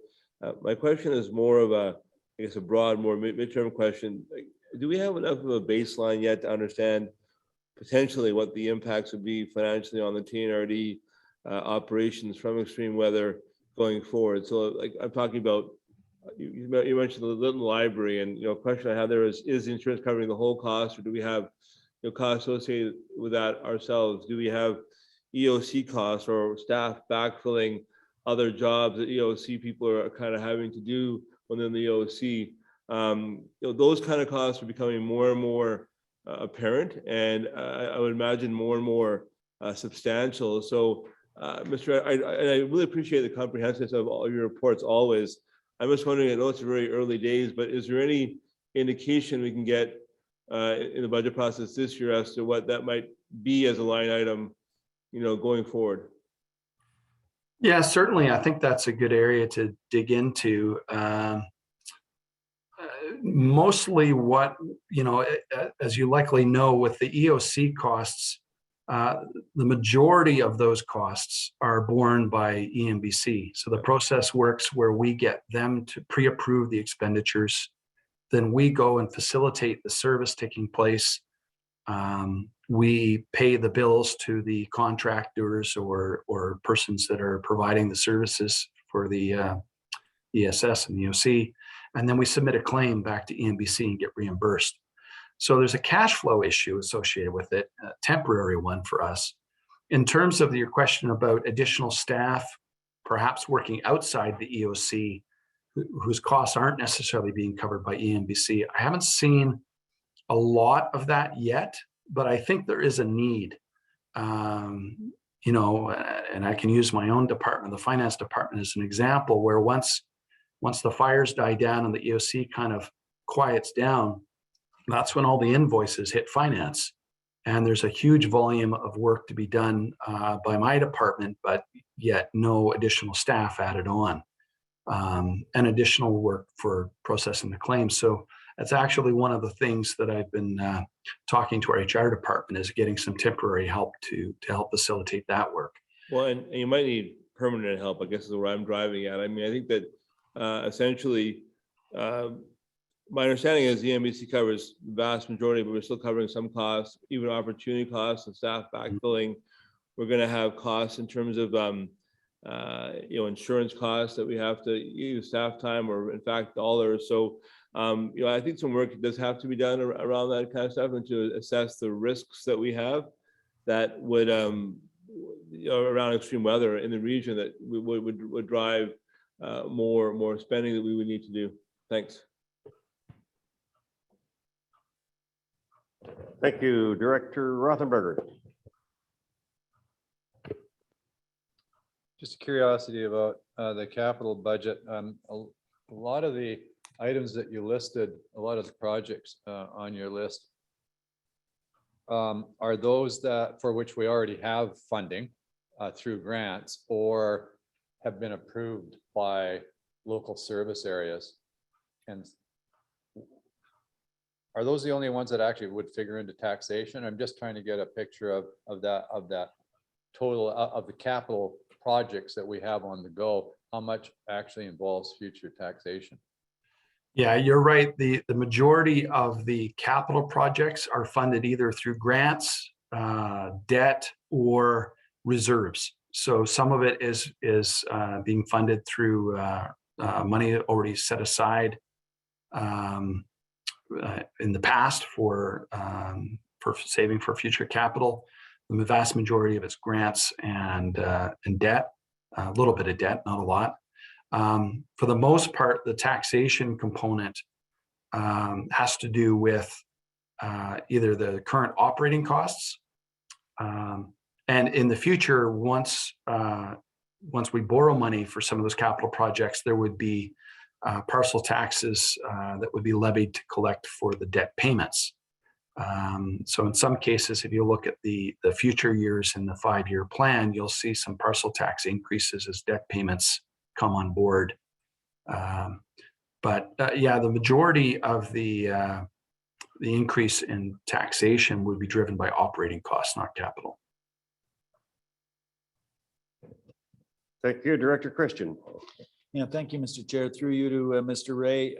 One of the things we've been not doing in Kamloops this year is coming up with that average increase for the average house, because it implies with 25,000 homes in Kamloops, there's only one person who's the average, and everybody else says, you told me it was going to be this and it's not.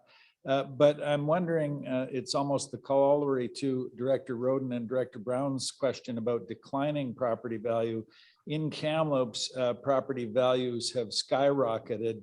Has the assessment of that average taken into account the increase in assessed value for 2022? Not yet, because as I said, this is still using the 2021 assessment data, which would have been really established summer of 2020, and then through the appeals process in early 2021. So no new growth in the tax base and no shift in the tax base towards residential reflected year over year. But I do expect that to also be a factor, as I've talked about in some previous meetings. If we look at the last 5 or 6 years, every single year, there seems to be increasing value reflected in the residential properties, well in excess of the increases in values in other property classes, commercial or utility or what have you, business, which is pushing more and more of the tax burden onto the residential sector. So when I show those figures for the average taxes, it's assuming no change at all in assessed values. And of course, in the new year, when we get new data, we'll see what impact that actually has. And where I really kind of want to show the split to the board this year is to kind of break that apart and say, this is what's the impact of an actual increase in taxes for the services versus what's a shift in the tax burden over and above that to residential because of the assessment changes. Thanks, Mr. Ray. Director Polderman. Thank you, Mr. Chair. The Village of Lytton has run tax simulations, and the properties of the houses that are burnt have been reestablished, but the result is that the remaining houses are projected to have about a 300% increase. And I wish this cat hadn't come out of the bag at this point until such time as we actually have definite numbers. But that's sort of would be the minimum it would take to keep the village running. Thank you. Is that it? Yeah. Your mic, please. Director Rain. Yeah, actually, I thank my colleague, because that was going to be my point. Wherever we've had assessments impacted by these natural disasters, the communities still have to go. The assessment's falling in a huge hole. That means there's going to be tremendous tax increases if you're going to provide the same kinds of services. And hopefully you can cut back somewhere, but some of the communities who've been hit by these disasters are going to have a huge problem this year. Secondly, when you talk about average price, Christian, I think Kamloops isn't in the average price category. The average price in Kamloops is much higher than in the rest of, and I know that from Sun Peaks, because the average for the rest of the regional district is not the same as the average in Sun Peak. So I can see automatically we have a 5% increase before we even do anything year after year after year. And I'm really concerned about that. And then finally, it's easy for Mr. Ray to say, doesn't sound as bad. I just wish he'd tell us, this sounds pretty good. Not, this doesn't sound so bad. I mean, I think we're gonna have a tough year with all these disasters. Everybody's gonna be stretched. I think this is not the time to be looking at tax increases. And lastly, I still don't know that, have we made a decision on the Sahali library? I mean, I thought at one point we had a presentation and we were going to see a business plan and business case to, I don't think we've seen that. And, you know, when we have people who've lost their homes and there's infrastructure to be replaced all over the place, and is an additional library for Kamloops the highest on our priority list? I'd ask those questions. Thank you. Thanks, Director Rain. Director Hildebrand, you might want to respond to the last part of that question. Sure. Thank you, Chair Gillis. The library, of course, has been put on pause. We've got a lot of other things that are bigger priorities right now. So we'll be following up with the board in the new year. Thank you. Are there any further questions for Mr. Ray? Director Singh. Just one comment, Chair Gillis, based on what Dr. Ray was saying. I really I worry about that we have immediate short-term problems, but we also can't shortchange the long-term, right? So if we have reserves of only $600,000 for our size, we need to replenish those over time, and we have to have strategies that actually make sense to do that. And so it is a very challenging time, but I think Mr. Ray has a very tough job balancing all these things. But I certainly would like to see some options presented to the board about what we might not do and what the kind of impact would be. And I take my colleague Dr. Christian's thing about the average house, but to get an idea of impact on people is always a good idea. You know, Dr. Pullman's 200%. That's me. I can grok, like, understand the impact on the village of Lytton's existing houses. They're still there by this disaster. So I think that it's important to have this conversation, even if we have another committee of the whole. I mean, we have to really discuss these things in detail. I think this year is a good year to do that, because we've got both short-term concerns, but also long-term priorities we have to really work on. And I'd be very concerned if we had another thing which costs the region $1 million and we have no money in our reserve to actually fund it. That would be a horrible situation to be in. So I think we have to kind of really do that discussion quite, and I'm just wondering about, I guess the question is, what's the timeline for meetings on the budget over the next little while that we can actually have these discussions in a fulsome way? Mr. Ray? Well, I'm serving at the board's pleasure in that regard. I mean, we've got between now and March, we can have meetings to look into this as deeply in depth as you want. If I may, Chair Gillis, I would suggest also public engagement, obviously, around the budget with people who we're representing, because they also have to be, on board with what we're trying to do. But I think at least, one meeting or two meetings before March would be good, and also some engagement with with our constituents across the region as to what the sort of different taxes might look like would be good. And I understand it's so complicated in the region because you have service areas and different things, but as much as we can do that, I think that would be a really good idea, because people have to know what we're kind of heading into, and we're not heading into lower taxes. I don't think we're heading into a high tax environment in many ways. And I appreciate what Reverend Rain saying. We'll have that debate sometime, I'm hoping, but I think we have to have that debate and discussion and have the board stamp that pretty strongly to give you permission or staff permission to kind of go forward. Thank you. And finally, Director Elliott. Thank you, Mr. Chairman. I was just listening to Director Singh, and I remember sitting in the boardroom several times as the vice chair with Mr. Ray, waiting for the public to come and ask us questions, and nobody ever did. However, Mr. Ray, where is in our, or where do you take into the budget the growth within the, within the regional district? Because I know that the growth out in my area and the kind of buildings that are being built are going, their assessment is going to go up a whole long way. Where do we show that growth, or does it ever make to the point where we don't have this deficit we're talking about?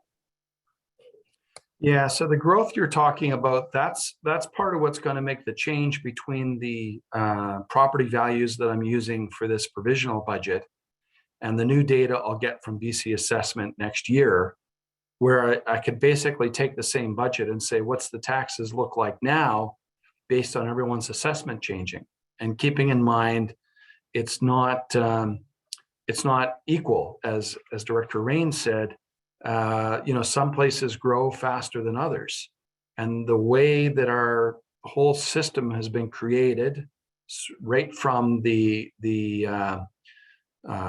property tax process that's created by the province, right through to the service establishment bylaws created by the TNRD, it's all set up so that everyone pays a share based on converted assessment. And as converted assessment changes from one area to another proportionately, then taxes shift around from one area to another. And a quick and easy analogy I would use, if three of us in the room were paying an equal amount towards a service, and we all had properties that were valued the same, so we were splitting it equally, and then suddenly one of our properties doubled in value, well, we'd no longer be sharing that cost equally. One of us would have a significant increase in taxes, and the other two, if we're collecting the same amount of tax, would see a decrease in tax because it's split proportionately based on value. And so the same logic applies when you look at the various municipalities and the electoral areas and where the taxes are being allocated to each.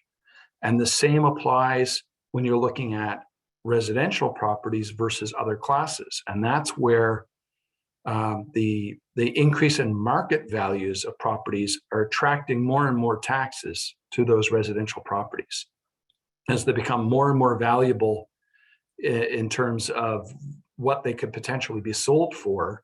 And the business class doesn't see a similar increase.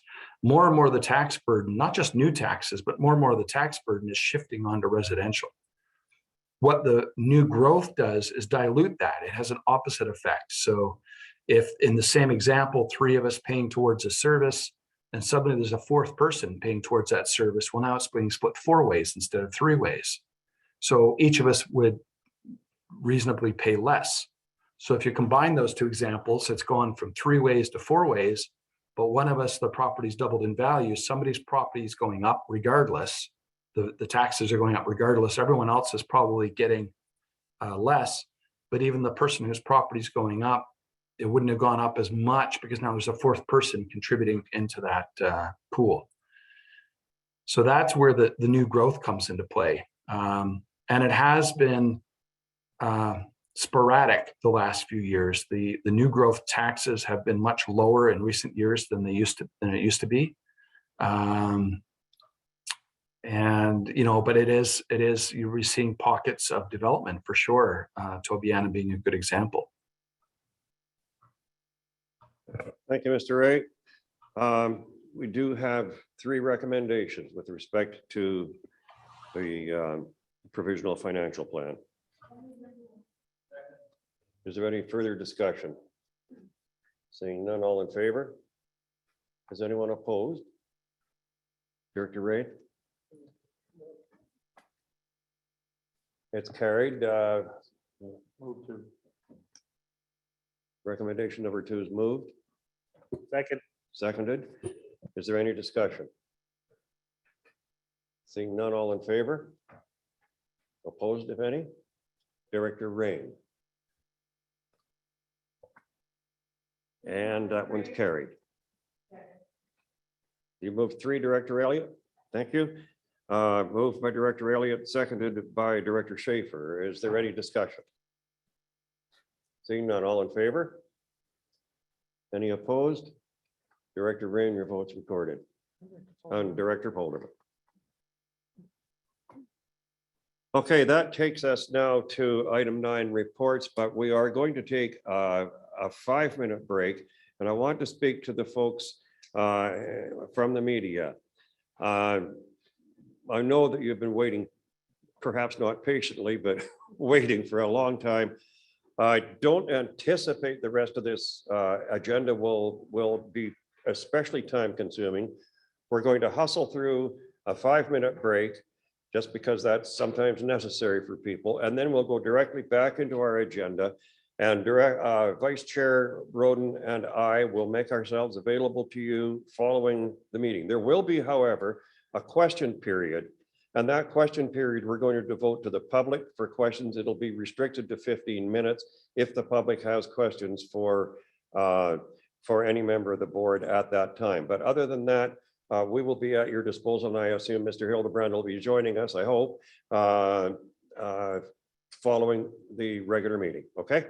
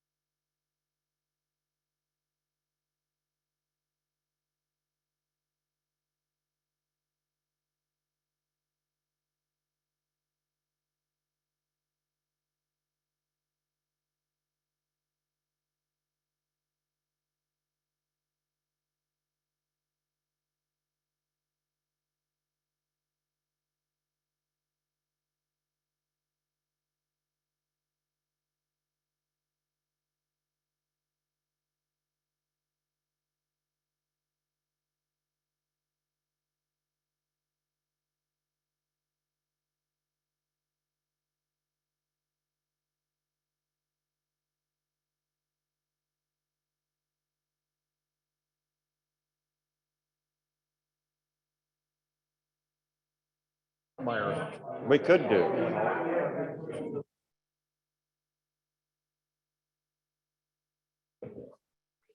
Let's resume our session. Pardon me. The mask. That brings us to reports, and we have from our CAO verbal report. Mr. Hildebrand. Thank you, Chair Gillis. I will be brief. I don't really have anything significant updates for today, as my focus has been on the forensic audit. As I mentioned in my opening comments, my immediate priority in January of 2022 will be the start of the implementation of BDO recommendations and provide the public with the full report in a timely manner, as I've explained.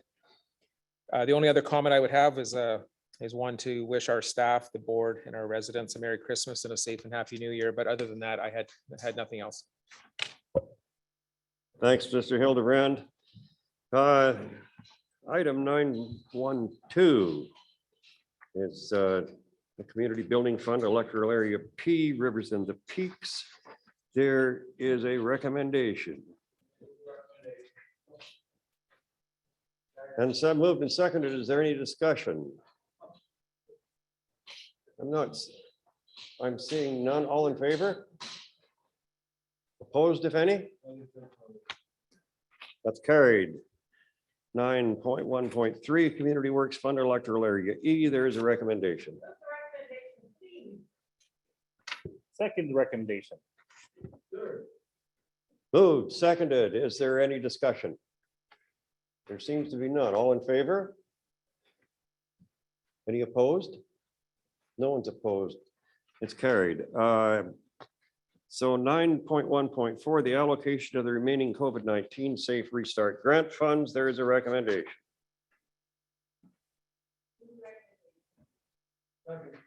Moved and seconded. Is there any discussion? I see none. All in favor? Is anyone opposed? That's carried. Regional Grant and Aid 2021 applications. There's one recommendation with respect to the BC Wildlife Park and the Western Canada Theatre. Move recommendation. Moved and seconded. Is there any discussion?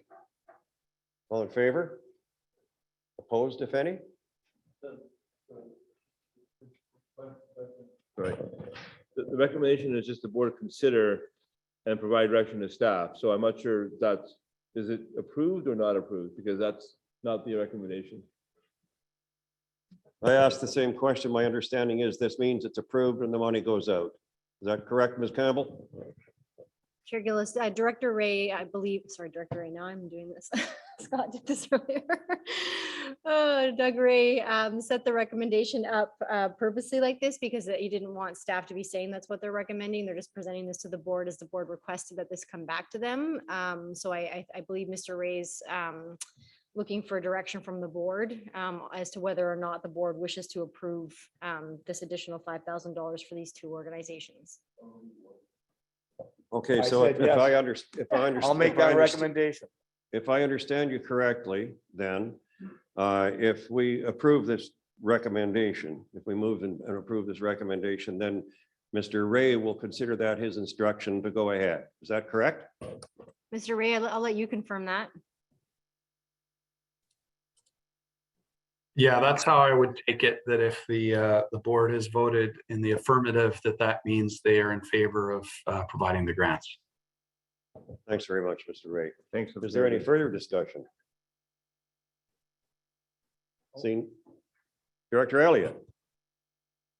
Don't we have a policy that says we have to wait until the following board meeting? If they had appeared as a delegation as they used to before us, then we would not vote on it while that delegation, on the same day that delegation appeared. But this is not that. This is a delegation asking for money. Pardon? This is a delegation asking for money. Same thing. Ms. Campbell? Director Elliott through to the chair. We recently changed the policy, so no longer are organizations coming to the board as delegations and requesting money. We now have this regional grants and sponsorship policy. So they don't come and make requests to the board. They submit applications twice a year through this process. Thank you for clarifying that. Is there any further discussion? Seeing none, all in favor? Any opposed? I don't see anyone opposed. That's carried.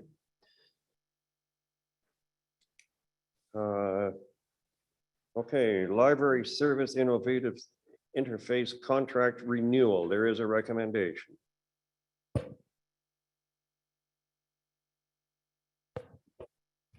Moved and seconded. Is there any discussion? I understand that Mr. Ray is prepared to speak to this matter, and that also, if the board wishes, Ms. Moore will speak to it too. Is that correct? Yep. Okay, Mr. Ray. Thank you. Yeah, this report did come from the chief librarian, but the basis of it is this: the number of years ago, the board approved through a open public procurement tender process, the library acquiring the integrated library system, the ILS system, which was then heavily customized and to meet our needs. And so now it's up for another 5-year term, and they are offering us significant discount in the price to sign on for 5 years as opposed to doing it, 1 year at a time. My feeling is that what we've ended up with is a system that is heavily customized and therefore somewhat unique, and it wouldn't be an easy task to go through another public tender process or RFP to find something that's exactly the same. What we'd end up with is another system that would then have to be re-customized to be able to do the things that this one can. So we essentially have a unique system now. And for that reason, I would support approving a 5-year renewal of the subscription fees rather than a fulsome kind of competitive price process. Thanks, Mr. Ray. Are there any questions? Director Schaefer. I would just like to know, with this renewal, that means they'll be doing upgrades every year as well, by what I read, I think it is, because we're behind right now. That's my understanding. Part of the cost is ongoing maintenance and updates. Are there any other questions for Mr. Ray? I see none. So it's moved and seconded. Can we have a vote then? All in favor? Anyone opposed? I see no one opposed. That's carried. 9.1.7, the fall 2021 search and rescue grant funding. There's a recommendation. Moved and seconded. Is there any discussion? Seeing none, all in favor? Opposed, if any? No one's opposed. That's carried.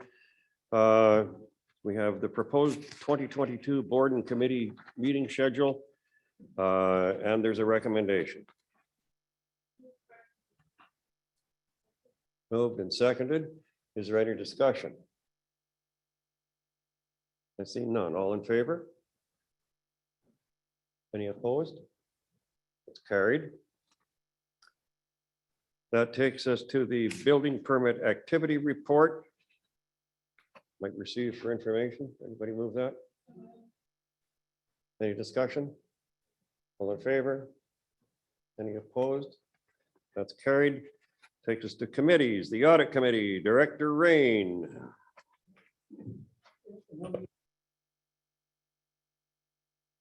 Sorry.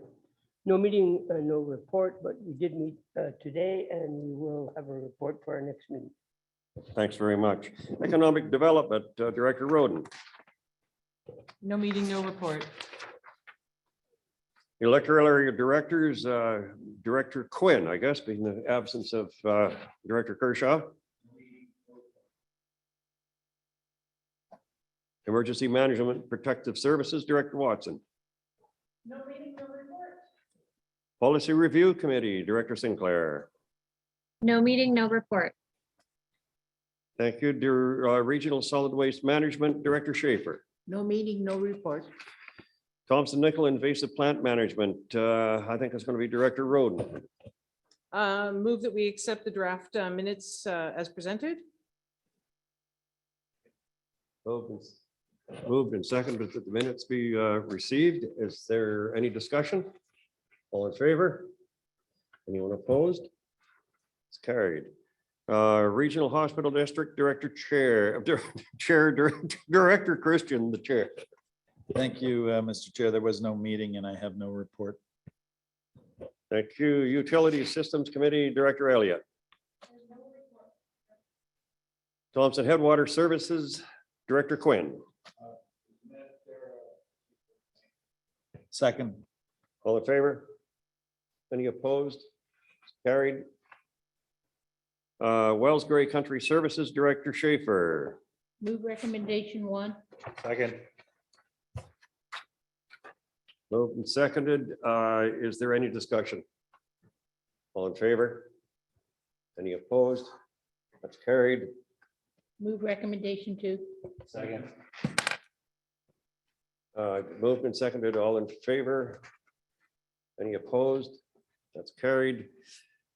And that there's a reappointment here. Is that also require a motion, Ms. Campbell? Looks like it does. Sorry, Chair Gillis, I was distracted for a moment by CEO Hildebrand. Sorry, I'm not able to hear you. You've had enough of that today. I'm sorry, I'm not able to hear you, Ms. Campbell. Sorry, Chair Gillis, can you repeat what you were asking me? I'm sorry. Do we need another motion with respect to Mr. Miller being reappointed to the Wells Gray Country Services Committee? Yes. So move the recommendation, please. And is there any discussion? All in favor? Opposed, if any? Carried.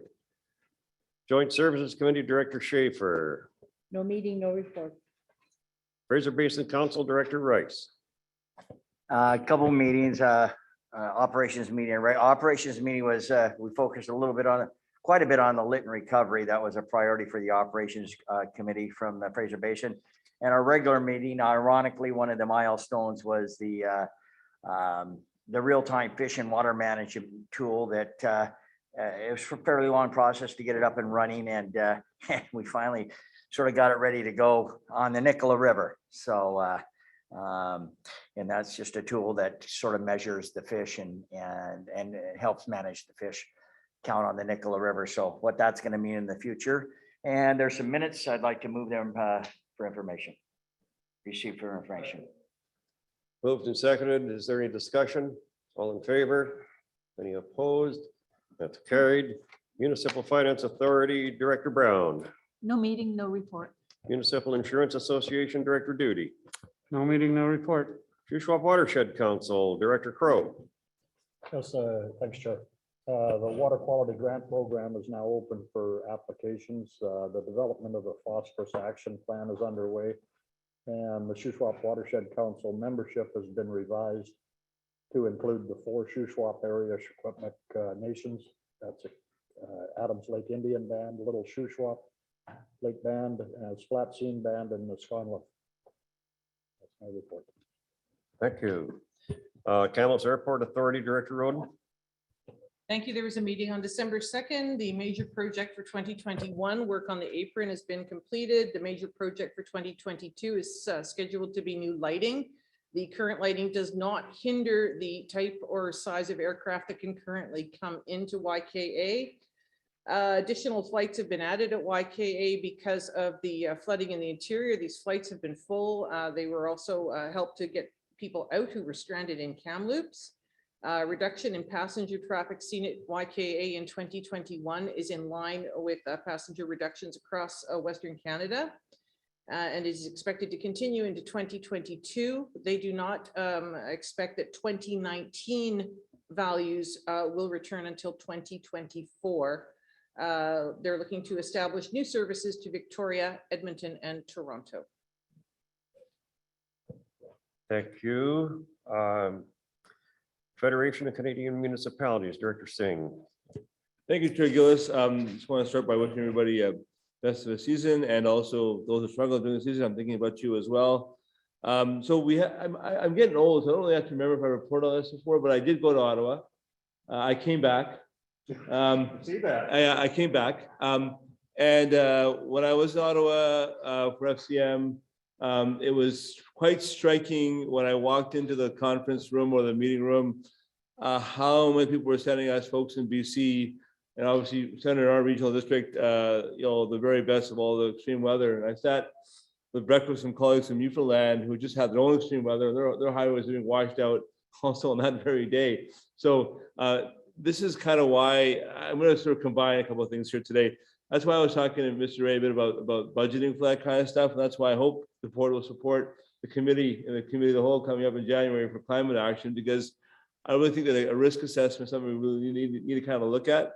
And I see from the federal level, there's a lot of interest in those kind of, and partnering with those kinds of initiatives. So at FCM, we had Minister LeBlanc, who's the Minister of Intergovernmental Relations, Minister Hutchings, who's the Minister of Rural Economic Development. And those are all contacts that we hope we can use for our FCM folks to try and get some more, even better visibility of what's happening in our region of the world. And then also delegations from speeches from three other parties, well, two other parties, NDP and the Conservatives. I can sort of submit and send around a sort of summary of those meetings to the board over the next little while here, which I'm happy to do. But I think significantly, everybody's talking about, what we do around financing climate change mitigation, greenhouse gas emission mitigation, and also significantly our adaptation work. So it's a big piece of conversation at the federal level, and I certainly would want our region to be kind of at the table, right at the front on some of these issues and conversations, and I'm very committed to helping with that. So that's it from my perspective, Mr. Gillis. Thank you. Thanks very much, Director Singh. Community Energy Association Director Blackwell. No meeting, no report. Okay, that takes us to correspondence. There's action requested on two matters from Gold Country Community Services. Move the first, move the recommendation for let's see, a letter of support for a shop local grant. That's correspondence 1.1.1.1. Moved and seconded. All in favor? Is anyone opposed? Carried. Okay, and we're move a letter of support for Gold Country Geo Tour prequel grant for the 150 Memorial Grant Program. Moved and seconded. Any discussion? All in favor? Anyone opposed? Thank you. I see no one opposed. That's carried. We have 1, 2, 3, 4, I think letters, or 5 letters for information only. Move to be received for information only. Thank you. Seconded. Oh, is there a second? Seconded by Director Blackwell and Director Singh. Yeah, maybe I'm getting old and confused, but the letter from the Trans-Canada Yellow High Association, it says invitation to join the association, and it's got an invoice attached. So I'm just wondering whether that's an action letter or a letter for information, because it seems like that's actually asking us to do something. Ms. Campbell, can you address that? Oh, sorry. Thank you, Chair Gillis. So this was an odd one for me, and I needed to ask other staff as to what the board typically would do with this. And so looking back, the board typically would put this on the agenda for information. I don't believe you've been a member for quite some time, but if you wish to be a member, then we can certainly move this into for action. They're just sending an invoice. You're not obligated to pay that invoice. The board would need to decide if they want to be members. Director Blackwell. Yes, this has come up several times over the last decade with the District of Clearwater. This group is a marketing organization primarily, and it looks after marketing along the Yellowhead Highway, but not generally our Yellowhead Highway, which is basically seen as the Coquihalla at one point was said to be part of the Yellowhead and the one through the North Thompson. It's primarily focused on the Prince Rupert to Edmonton Yellowhead Highway. And in the past, our staff has looked at it and there has been no real value to being a member in the way of marketing for our section of the Yellowhead. Thanks, Director Blackwell. As I recall, when Director Kershaw was involved in it, we came to the same conclusion at this table. Director Quinn. On a point of order, Mr. Chairman, if we're going to discuss it, can we remove it from information for discussion? I'll move that. All in favor? Any opposed? That's carried. Director Quinn. I think Director Merlin, Dr. Blackwell was talking. What I and then said myself. before. Okay. Thank you. Historically, the Yellowhead Highway was to develop the highway from Vancouver through the North Thompson to Edmonton. It met that need. The province arbitrarily decided that it was going to include Highway 16. And ever since then, it's not really been of much service to this area. So I would not recommend going back into it. Thank you, Director Rothenberger.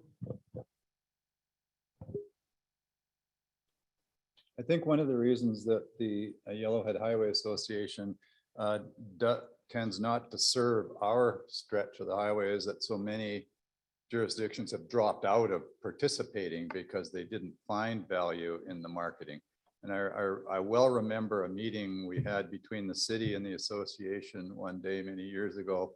And the question was asked by one of our counselors, what would Kamloops lose by not being a member? And the answer was your name would get taken off the map. And that kind of set the tone for relations from that point on. Thank you, Director Schaefer. I would like to talk about the two letters about the TNRD vaccine policy. Vavenby has a 38%. What, just a minute, we're discussing this, the Yellowhead Oh, go ahead then. Highway Association matter.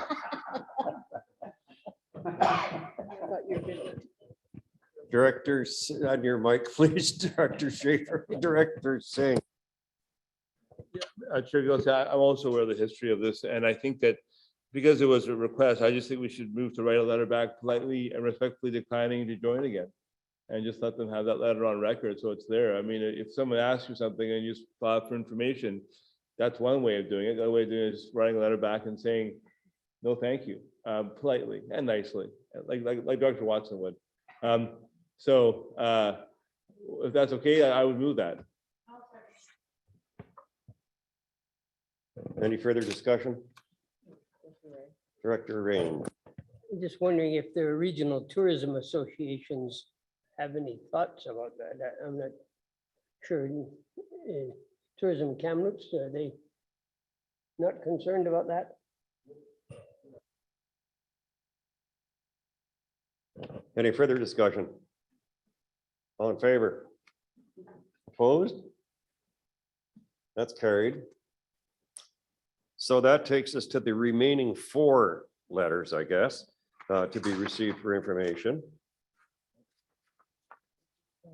Director Staver, then Director Schaefer. Thank you, Mr. Chair. Can we pull the City of Pitt Meadows letter out for discussion? Moved, seconded, all in favor? Opposed, if any? Okay, it's out. Director Stamer. Thank you, Mr. Chair. Can somebody from staff give me a little bit of clarification on exactly what the city of Pitt Meadows is asking the provincial government to do in regards to the taxation clarification on these two with industrial and railway, and what the impact would be throughout the TNRD? Well, the reason I'm asking the question is I'd like to be able to support this letter because I think that there's probably some really good reasons why Pitt Meadows is doing this. I just need a little bit of clarification. If anybody from staff would be able to provide that for me. Ms. Campbell? We may need to take this back. When we get these letters all the time from other local governments, they don't give us any background or context as to what the subject matter. They just simply provide the letter to us in the past resolution. However, we can certainly follow up with Pitt Meadows and ask for a bit more information from them, and we can even look back on their minutes, maybe get a copy of the minutes from that meeting. I'd like to make a motion if we can do that. Moved and seconded. Is there any discussion? All in favor? Opposed, if any? Seems to have carried. So that looks after Pitt Meadows. So now we have three. Director Schaefer. I'm talking to Dr. Duty.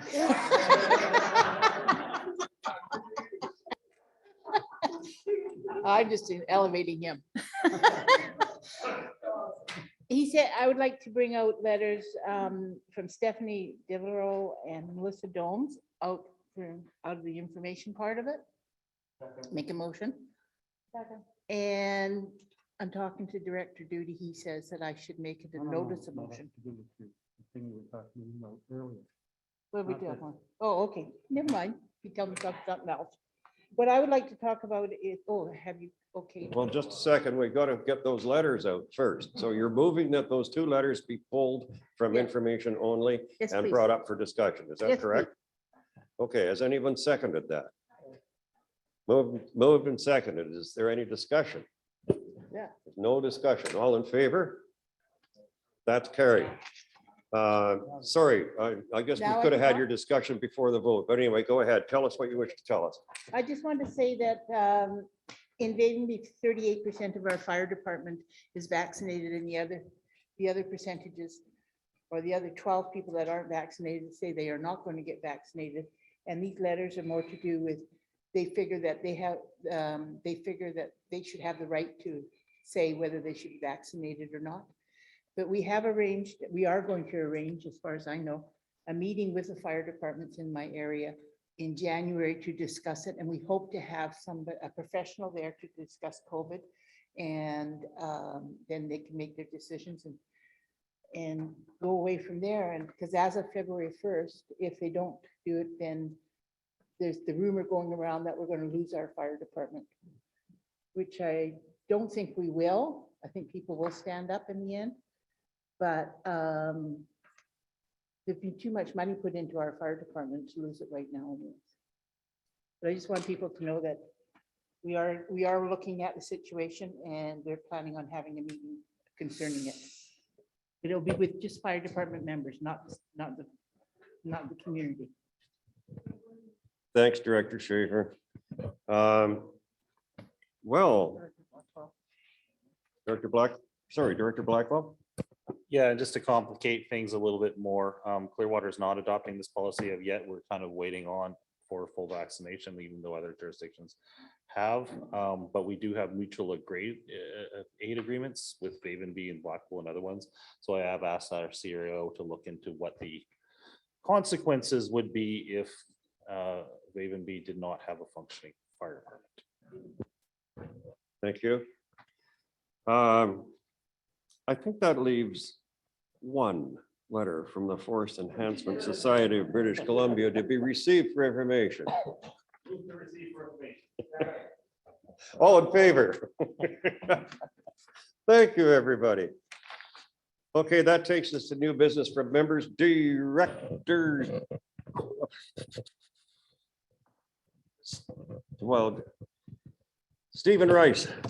Yes, thank you, Chair, very much. I'd like to make a motion to have the ministers Farnworth and or Fleming, along with Premier Horgan, and Highway Modi lead, Sean Clough, visit Spencer's Bridge at their earliest convenience with proper advance notification, providing a status update.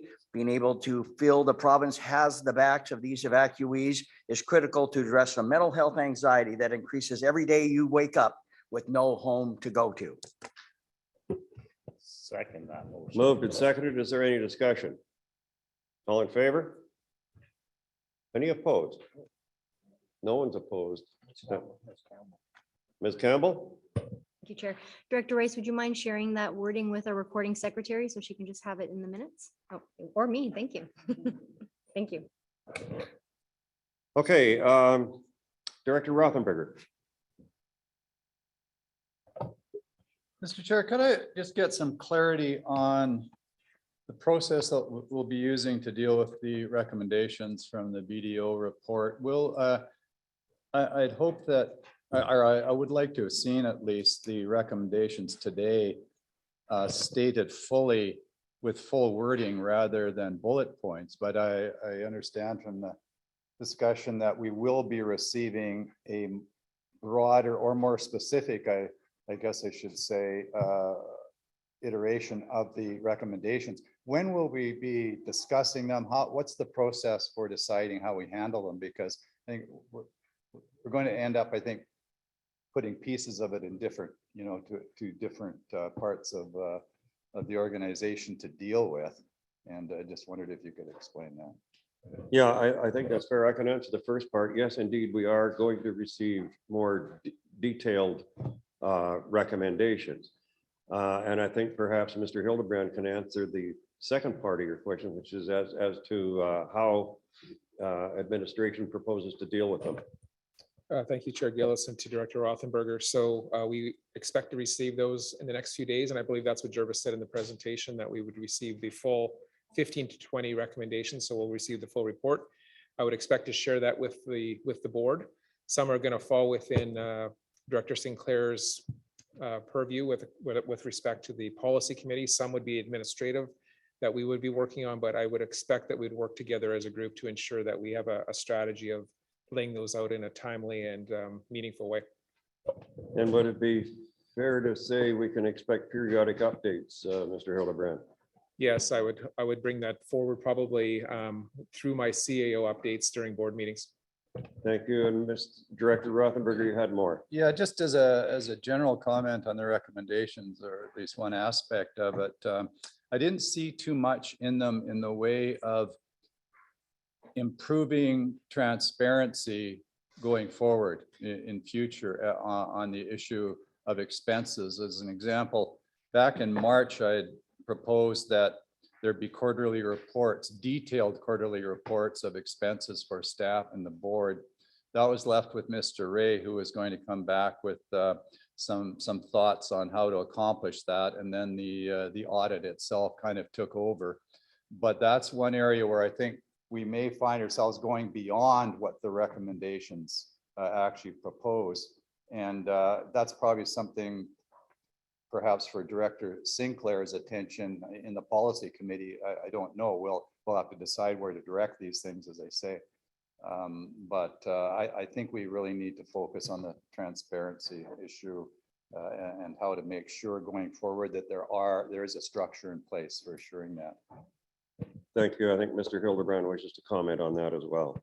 Yeah, thank you, Chair Gillis, and thanks again for that follow-up. That's something that will be a priority for me as well. I do recall that conversation, and we need the software to do it, and we're working through that. And Doug and I have had that conversation, and we'll make sure it's done as you explained.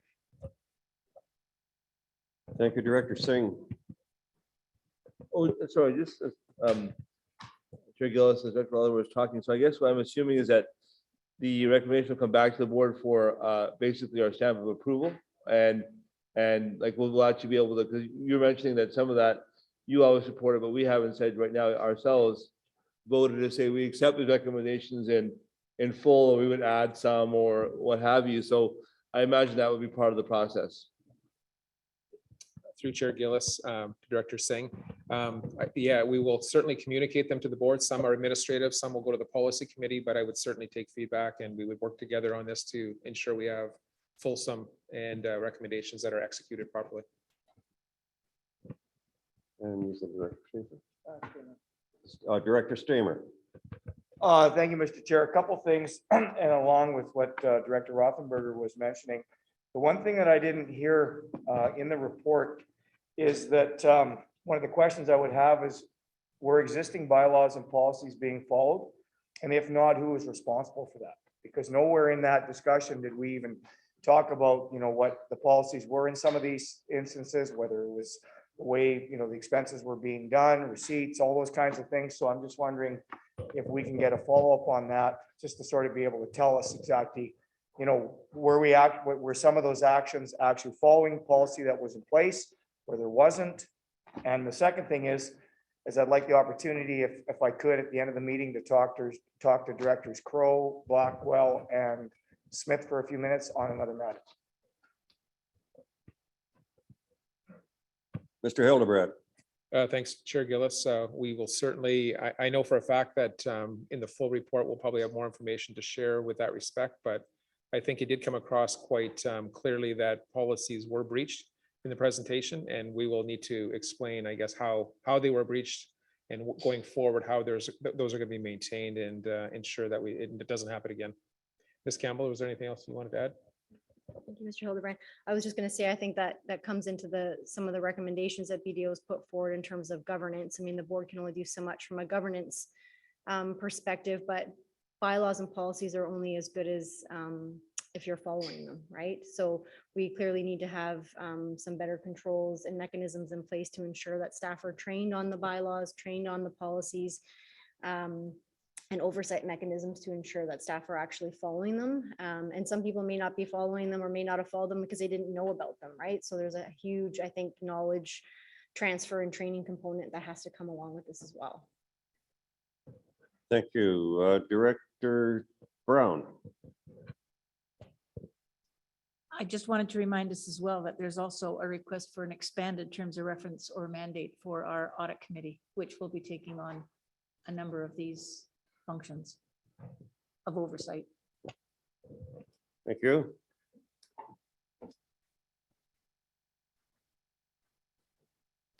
Is there any further new business? Director Schaefer. I'll try not to screw this up. Michelle Studdard, who is the manager of Dr. Hamilton Memorial Hospital, has accepted a position with Island Health as of January 11th, 2022. She'll be sadly missed in our area. She's done a lot for the community and works hard for us. So I would like to have a letter of appreciation sent to her for all the work that she does do. I'll second that. All in favor? Is anyone opposed? Carried. Thank you. One more thing? Yes, please. I would like to, I don't know whether I have to put it in motion, but I would like to know if staff can do a resolution to mandate the board to give us information about how to mandate the board to have a COVID-19 vaccine. I don't know. Where are we on that, Ms. Campbell?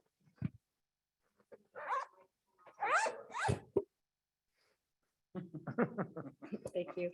So, Oh, I'm sorry. thank you. So what I would propose is, so the board can only govern themselves by resolution. Staff, you're not employees of the board, of the regional district. So staff can't include you in our recently adopted policy. So we can put forward a resolution for the board to discuss and debate. I would suggest, Director Schaefer, that perhaps if you want to work with me, we could craft a notice of motion for you to introduce at the January board meeting. And then it would be discussed and debated at the following meeting in February. And I can work with you on the wording, because as elected officials, there will need to be some accommodations made for those who can't or do not wish to get vaccinated, unlike our staff policy. Do I have to make that in a motion now? No, I think we can just work together on that for the January meeting. Thank you. Very well, Director Brown. Well, some great news. Today, my granddaughter gave birth to baby number 2, which makes me a great grandma for the second time. Name currently is baby number 2.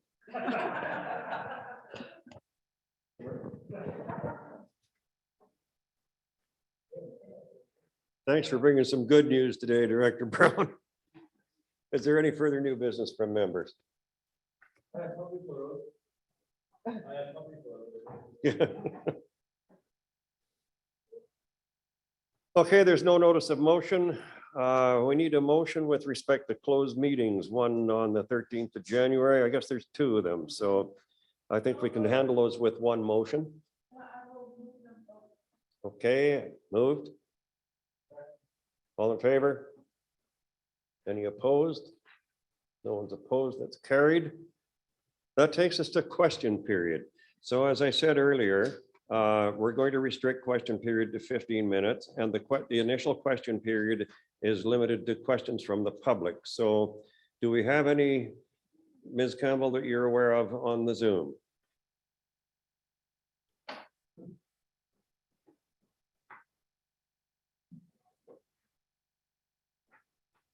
No, I don't believe there is anyone, not that we can see. Sorry?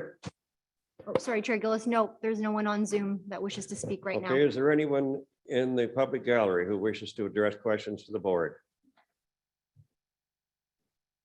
I see none. So I would entertain a motion to adjourn. Thank you. We stand adjourned.